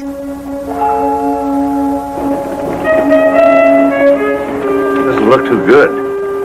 I don't think I've ever seen an exercise bike like this before. You can ride 7,000 different routes all over the world. You still in France? No, past the border about 3 miles back. Just outside of Gstaad now. Look out! Oh! Where you been? Nowhere as exotic. I've been backtracking Janet's movements for the past 24 hours. She was home all day except for a trip to the drugstore for some cold medicine. Well, maybe she was followed by one of those home invasion guys. Mm-hmm. And Maybe space aliens came to take her back to the mothership. No, they use phasers, not bullets. My point is, any theory is possible. Right now, all of our proof points to Councilman Watson. He's not helping himself by refusing to talk to the police. Except to say that he's innocent. Which is somehow less compelling than the fact that his wife's blood was found all over his house. Let me see that file again.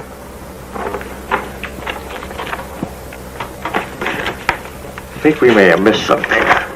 A bullet avulsed the inferior branch of the right main pulmonary artery, causing massive internal hemorrhaging.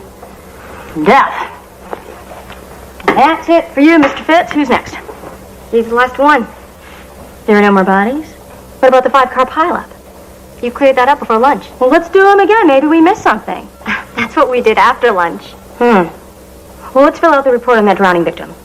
Done. I think we've waited long enough to order those supplies. Let's get down to it. I got down to it this morning. My, aren't we efficient? I have to be to keep up with you, Dr. Bentley. Do you mind if I go? I've got a date with the guy in radiology. Oh, no, you go. You have a good time. I'm going to stick around here. I'm going to finish up, stuff.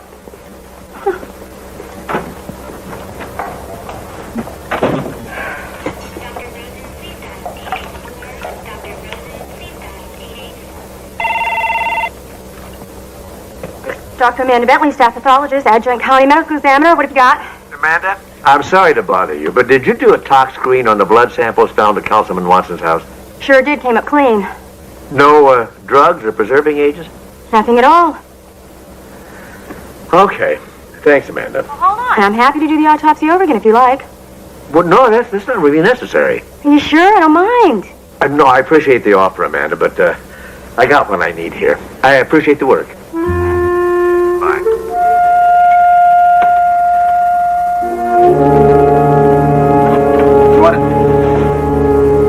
See me? Sit down, detective. You here to check my hemorrhoids, or is there something I have to know? I said sit down.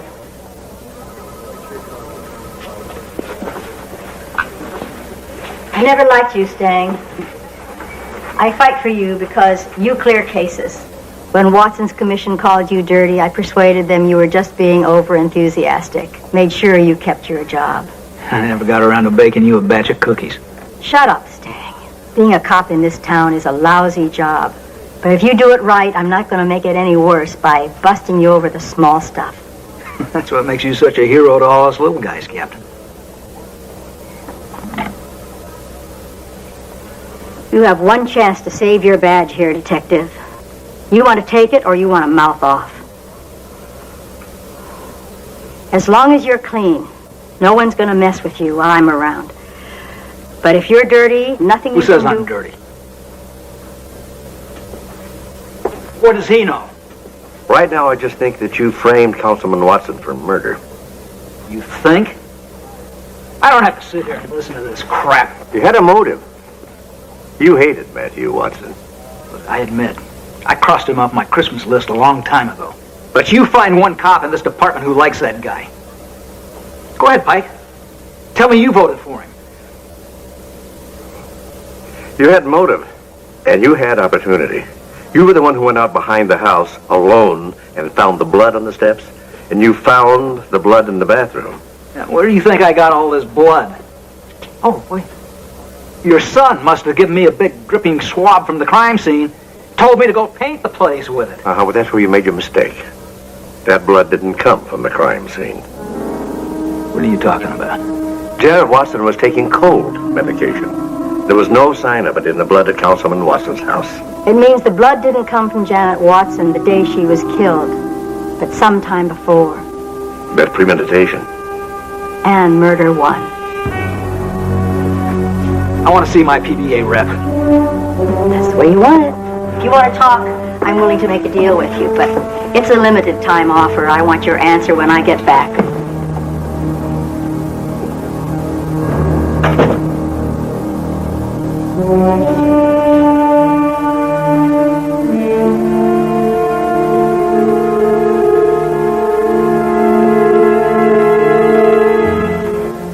There goes my career and my pension. You didn't frame Watson, he did. You think that makes a difference? I was his partner. He goes down, so do I.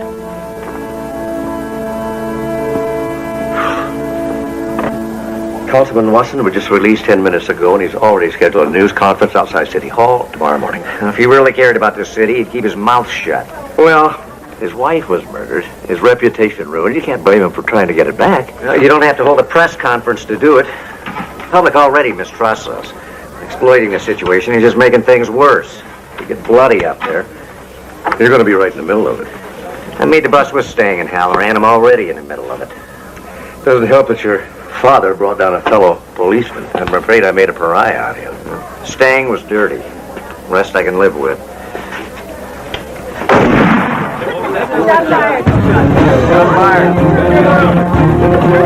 It's locked!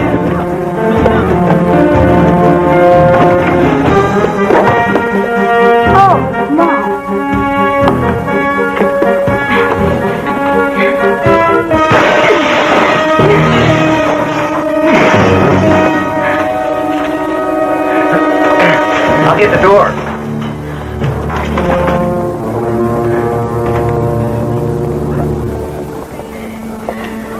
He's dead.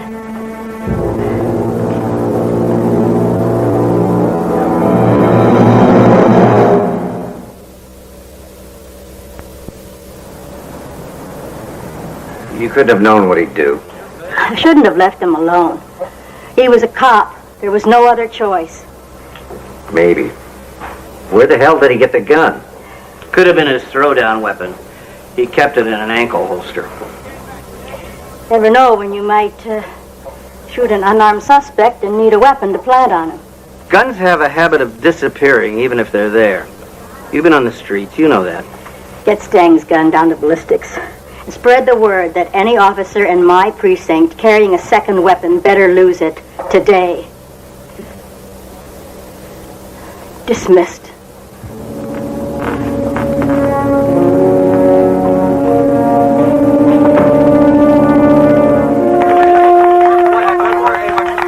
This shocking injustice proves what I've been saying for years about this police department. They don't serve the badge. They don't serve the community. They don't serve the law. They serve chief masters and his personal agenda. And we demand the chief's immediate resignation and an in-depth reinvestigation of every case Detective Stang worked during his long and deplorable career. Steve is right that kind of rhetoric can cause war in the streets. I hate to say it, Mark, but the councilman has a point, and you helped prove it. The police framed them. You know, there's too many questions unanswered to just leave it as Stang's suicide. Who killed Janet Watson? Where did Stang get Janet's blood? I may have a lead on that. After Stang's suicide, I reopened the autopsy of Janet Watson, and I discovered a nearly healed puncture in the crook of her arm, which would be consistent with someone drawing blood. So I called a family doctor, and he said he hadn't seen her in months. Well, maybe she gave blood. I can go down to the local blood bank and see if she made a donation recently. Oh, that is a good idea. Can you get on it this afternoon? Yeah. But, you know, there's still one thing I don't understand. If Stang murdered her, why didn't he just use blood from the scene? There's only one reason I can think of.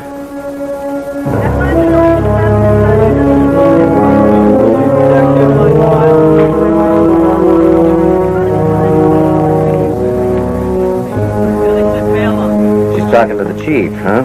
They offered a course in lip reading at the academy. I never regretted skipping it until now. You think they're talking about your future? My what? It's not necessarily over for you, Fred. Yeah. I hear Burger Town is always looking for experienced security guards.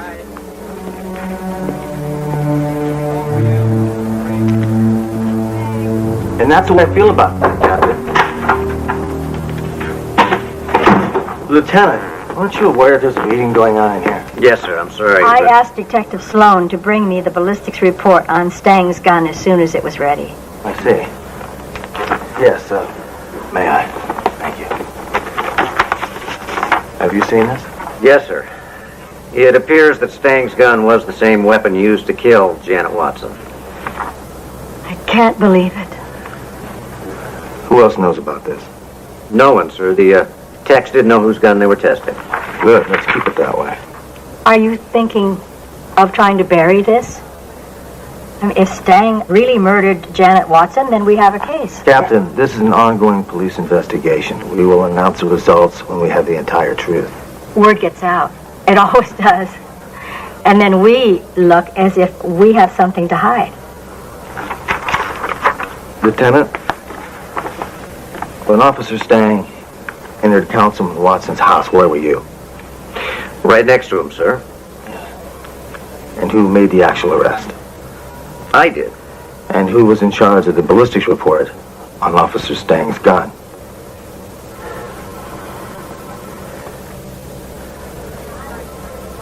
Yes, well, you see, it already looks like we have something to hide now, doesn't it? Sir, if you're suggesting that I'm not suggesting anything, Lieutenant. The press will do that.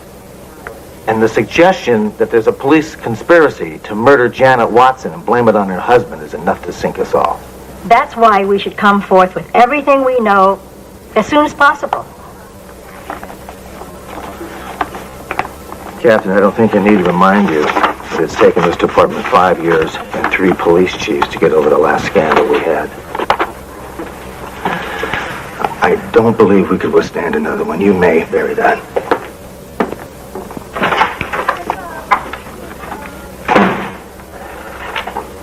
They never learn. Captain? It's not the crime that brings you down. It's the cover-up. And we're right in the middle. But maybe we can get out. We can't release the ballistics report. Not against the chief's explicit order. If we can get independent evidence confirming our suspicions. Get us a search warrant for Stang's apartment.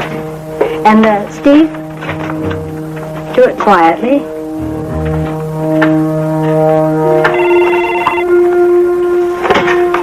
Pike. Dr. Sloan is where? Dr. Sloan. Hi. What are you doing in here? Well, yeah, I have found that if I revisit the scene of a crime, sometimes I can get a fresh perspective on things. Then shouldn't you be over at Janet Watson's house? Well, we pretty well know what happened over there. What we don't know is what happened right here. Stang jammed the door shut and blew the back of his head off. What if he didn't? Are you suggesting he was murdered? I'm suggesting the possibility. Well, even if we forget that he was holding the gun that killed Janet Watson and that his hand had powder burns, the door was jammed shut from the inside, the windows are barred, and the mirror wasn't broken until I threw a chair through it. I know. But consider this. Janet Watson gave blood at a City Hall blood drive 3 days ago. Now the bag's disappeared. But if Stang killed Janet Watson, why would he bother to take a bag of blood that was drawn 3 days before? Oh, that's why you think someone else is involved. Someone afraid that Stang might talk. Mm-hmm. Now let's just assume for the moment that that's how it actually happened. How could it have been done? Well, the killer would come in, pull his gun, and off Stang, put the gun in his hand, and jam a chair under the doorknob with about 10 seconds to get out. But how? Look at these iron bars over here. They're all rusty. Even the lock's rusty. But look closely at the lock there. All the rust has gone right around the loop. Means it's been opened recently. Mm-hmm. Damn. Where are the keys to that lock kept? In the desk sergeant's drawer. We haven't checked for prints, but it's probably a waste of time. Who knows about those keys? Every cop in the precinct, in case of a fire or some other emergency. There's just one big problem with your theory. There was no time between the sound of the gunshot and us breaking into the room for the killer to get away. We are assuming that the gunshot we heard was the shot that killed Stang. What if it wasn't? What if the killer used a silencer to shoot Stang, put the weapon in his hand, escaped through that barred window, climbed in a nearby room, and safely away from the crime scene, used another gun to fire up a blank, and that's the shot that we heard? Well, that makes sense. But how do you explain the powder burns on Stang's hand? Stang and Halloran went to the shooting range a couple hours before he was killed. And there must have been 50 cops there who saw him and saw an opportunity. What happened to that search warrant on Stang's place? Right here, Captain. Let's go, Lieutenant. Captain, I've got something. It's the Red Cross bag containing Janet Watson's blood. Found it out in the trash. Good work. What have you got? Trouble for all of us. I found it taped under the drawer. It's a police intelligence file on Councilman Watson. It's from the chief's office.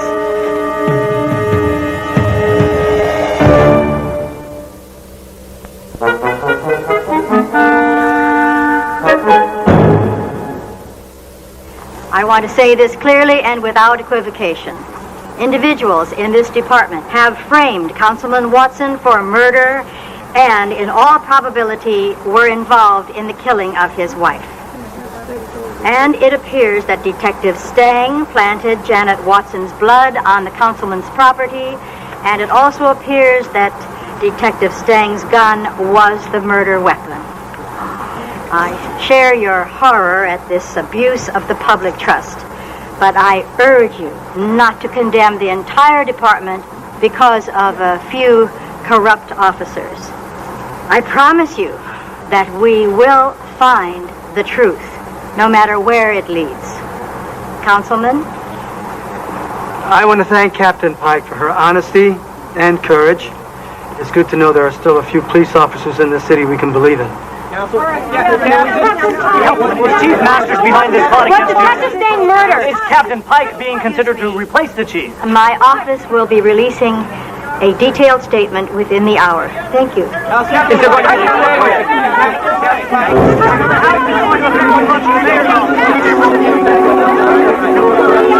you all right? Oh, I feel terrible. Oh, his arm had twitching very good. Oh, about a couple of hours. It's just nerves. I think so. You're burning up. Steve, would you call an ambulance right away?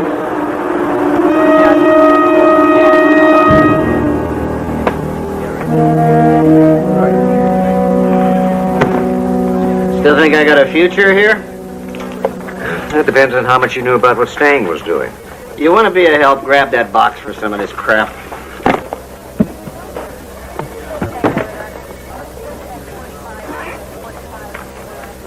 Long Beach Refinery standoff.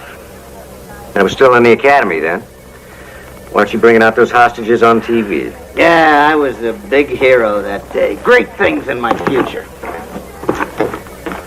What happened, Fred? Stang happened. I guess a dirty partner doesn't do much for your reputation. A suspect gets a couple of bruises on the way back to the precinct. A gun gets dropped at the shooting scene. Doesn't matter which partner did it, you're a team. You could have said something. Right. That's not the department way, is it? We don't talk, we take action. What are you getting at? Stang didn't kill himself. Yeah, that didn't seem much like his style. Oh, you think I look good for popping him, huh? You were the first one at the interrogation room door. I had to go to the can. The door was locked. I was waiting outside. As a crack detective, you must have observed that the interrogation is right next door to the bathroom. That's your story? You got motive, you got opportunity. Go ahead, cuff me. What the hell do I care? That son of a bitch Stang, he couldn't be content just humiliating Watson. He had to try and destroy him. Humiliating him? How? With his wife, of course. Stang and Janet Watson? She got off sleeping with the one cop her husband hated the most, and Stang said it was the same for him. And you never thought to mention that? Who would it have helped?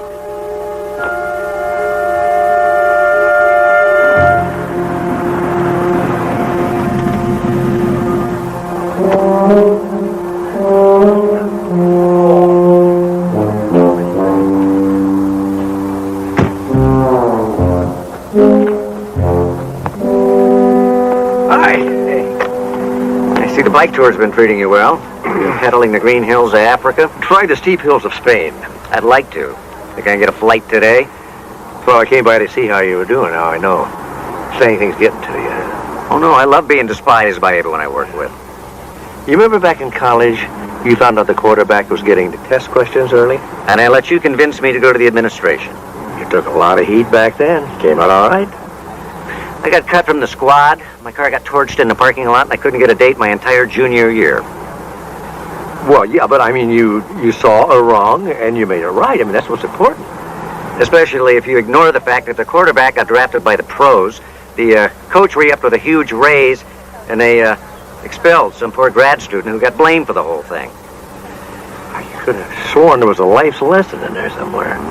The guilty were rewarded, the innocent were punished, and I got shafted. Okay, the football story is a bad example. No, I think it's pretty much dead on. You know, I hate myself for even thinking this, but in a way, everybody would have been better off if you'd never proven the blood was planted. Well, except for Matthew Watson, who'd be facing a death penalty for a crime he didn't commit. And what a loss that would be. But I told you I hated myself. We're talking about bringing down the chief of police here. You know it's the right thing to do. So is exposing the quarterback. So why is he making $14 million a year and I'm checking to see if my car's on fire yet? You remember back in high school when you got caught cheating on exams? I got away with that, Dad. You never told me that.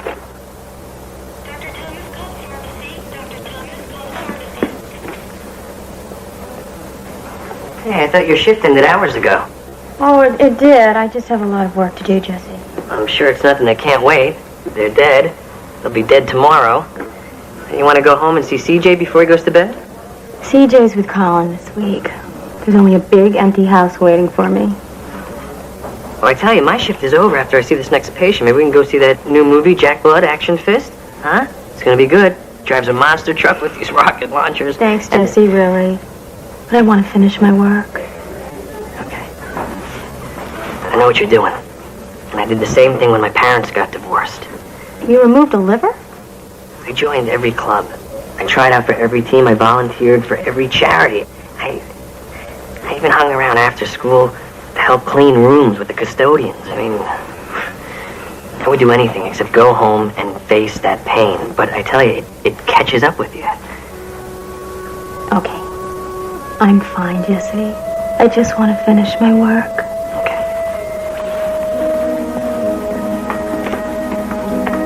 Hey, but I'll still save a seat for you at Action Fist. Thanks.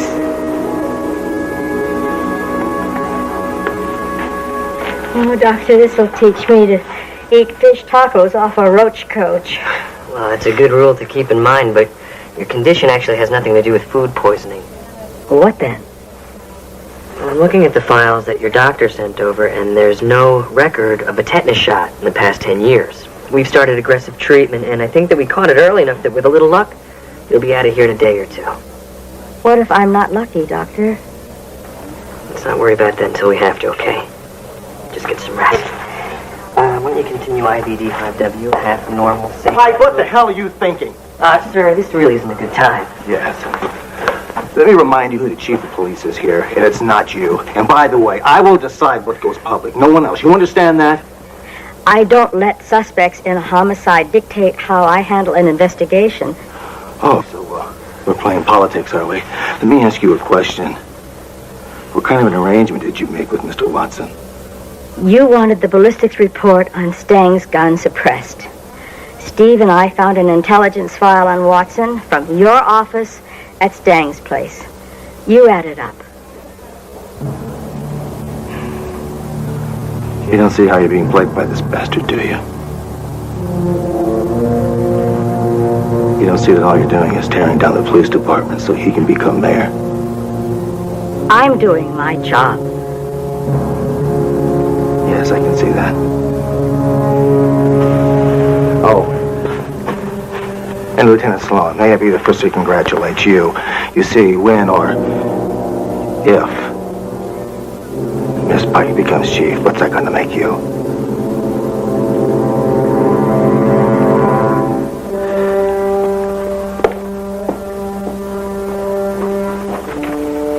Tell me you've got good news. You tell me. Stang's phone records. Look at that number. It appears more than 30 times. That's the chief's private line.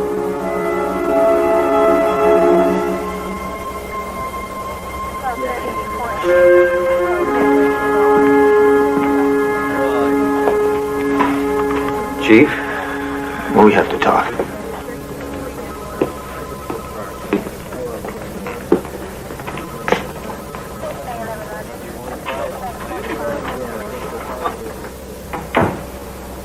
I'm taking over the Watson investigation while Captain Pike is in the hospital. I don't think that's a good idea, sir. Well, I thank you for your opinion, but give me everything you have on the case. I can't do that, sir. Lieutenant, as long as you're wearing that badge, you'll do exactly what I tell you to do. Is that what you told Stang? Give me your files and your notes right now. They don't share the details of an ongoing investigation with the suspect. And like it or not, Chief, you're a suspect. I am still the same police officer I was when I walked a beat in South Central Los Angeles, Lieutenant. Don't ever forget that. And I don't break the law. I enforce it. Then you know why it has to be this way. If you have a problem with that, fire me.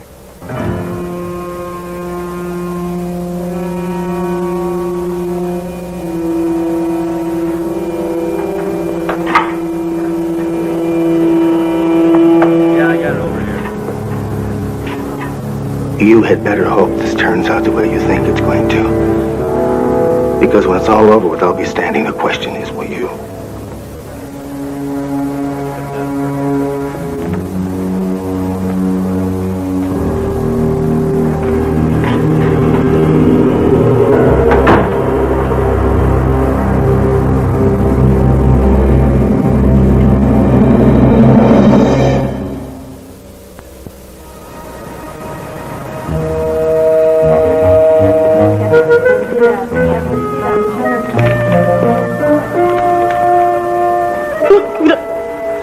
Away from me. Well, you look like you could use a little pick-me-up. Well, you know, that's what I said to myself the last 600 cups that I poured. You know, I'm sure you could use some time off. Why don't you go away somewhere for a while? Mark, I can't do that. I have too much work. Besides, I have 6 autopsies waiting for me. Thanks for reminding me.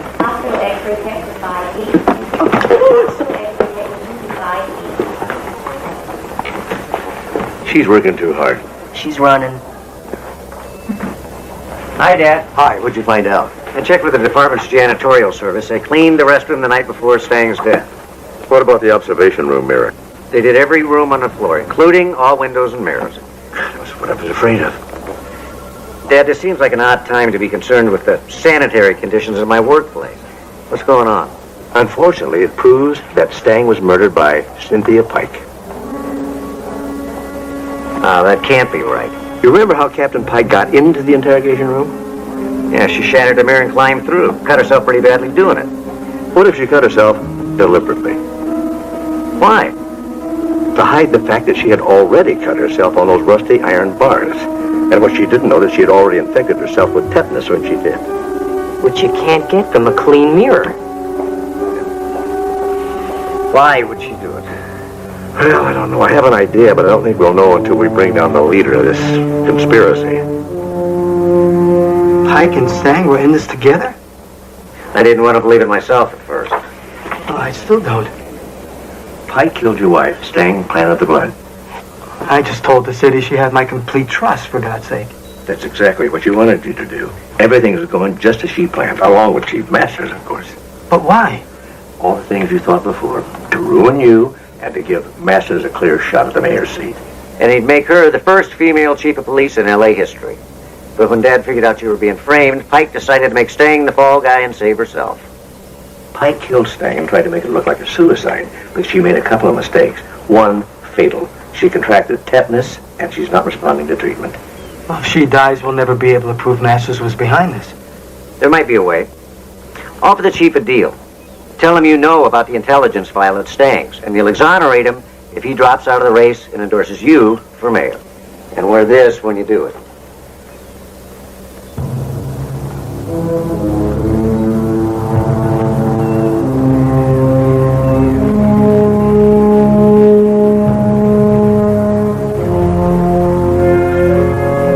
What's the matter? Couldn't find any good empty warehouses or abandoned amusement parks?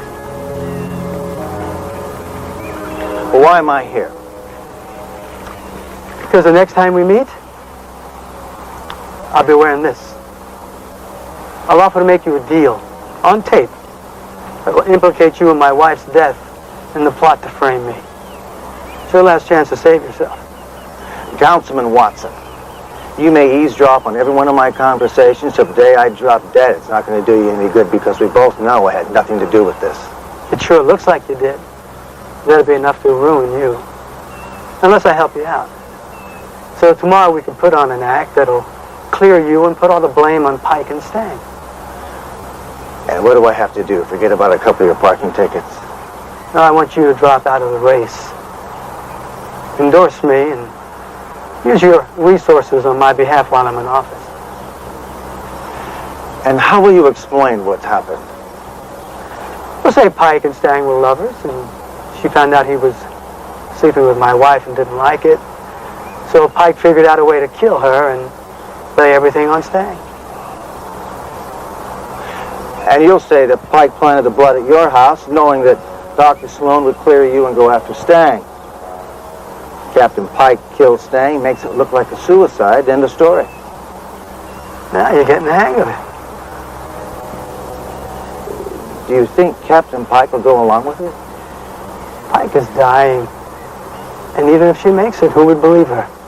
If you and I support each other. You know, Councilman Watson, it sounds very good. I bet it even sounds better on tape.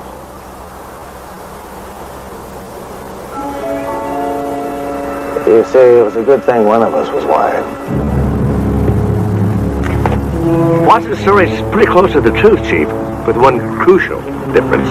He was the one having an affair with Captain Pike. He killed his wife and planted the blood on his own property. We framed Stang, and I killed him. The only thing Stang was guilty of was bad luck. Shut up, Cynthia. You were willing to sacrifice me to save yourself. One good turn deserves another, honey.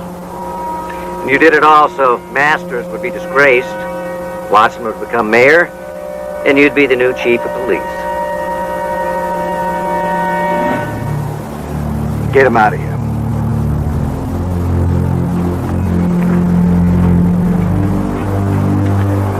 Officer Halloran, I'm very sorry about what's happened to you. I'll make it right. Yeah, sure. Beats Burger Town. How did you know it was me?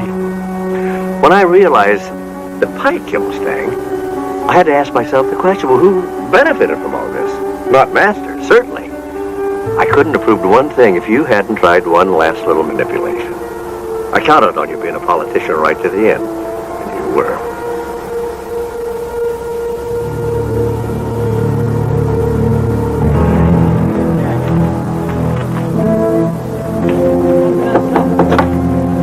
See me, sir? Yes, Lieutenant, I do. Come in. Would you please excuse us for a moment? Yes, sir. Thank you. Captain Blake from North Hollywood will be taking over here. He's a good man. Yes, well, he does his job. Nothing more, nothing less. He's too busy thinking about his pension, not his politics. Well, then I hope the department saves up for a nice gold watch for him. I'm not holding out hope for mine. Let me tell you something, Lieutenant. This is my department. I will not tolerate any type of opposition from within. I want all my police officers out in the field closing cases, not attending to some personal political agenda. You'll be staying. But if you ever move against me again, I will crush you.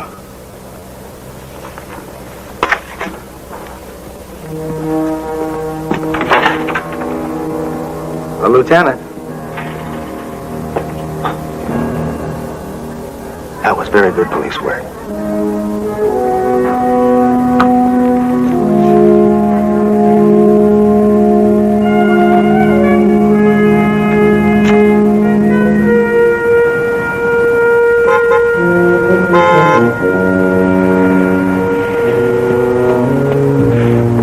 was so urgent that I had to stop here on my way to work. Amanda, I know it's out of your way, but this couldn't wait. I can handle it. I hate to interrupt your busy schedule, but this is something that's really important. I just found out that Dr. Hugo Arbuthnot, the famed forensic anthropologist, is giving a demonstration of his new technique for reconstructing human skulls out of bone shards. You got to see it. That's great. When, where? I'll go. Well, here's the hard part. It's in Hawaii in 7 hours. Here's your plane ticket. Here's your reservation. I am really sorry, Amanda. Well, it's no problem. It's a 5-hour flight that gives me 2 hours to situate CJ with my mom. I'm on my way. Oh, See you I sure later. appreciate it. Thanks. Okay. See you later. Bye. Bye. Come on, move it out of my What do you think she'll do when she gets there and finds out there's no Dr. Arbuthnot? No demonstration. I hope she just blasts it off and finds herself a nice little spot on the beach. If she doesn't? We got 7 hours to come up with a plan.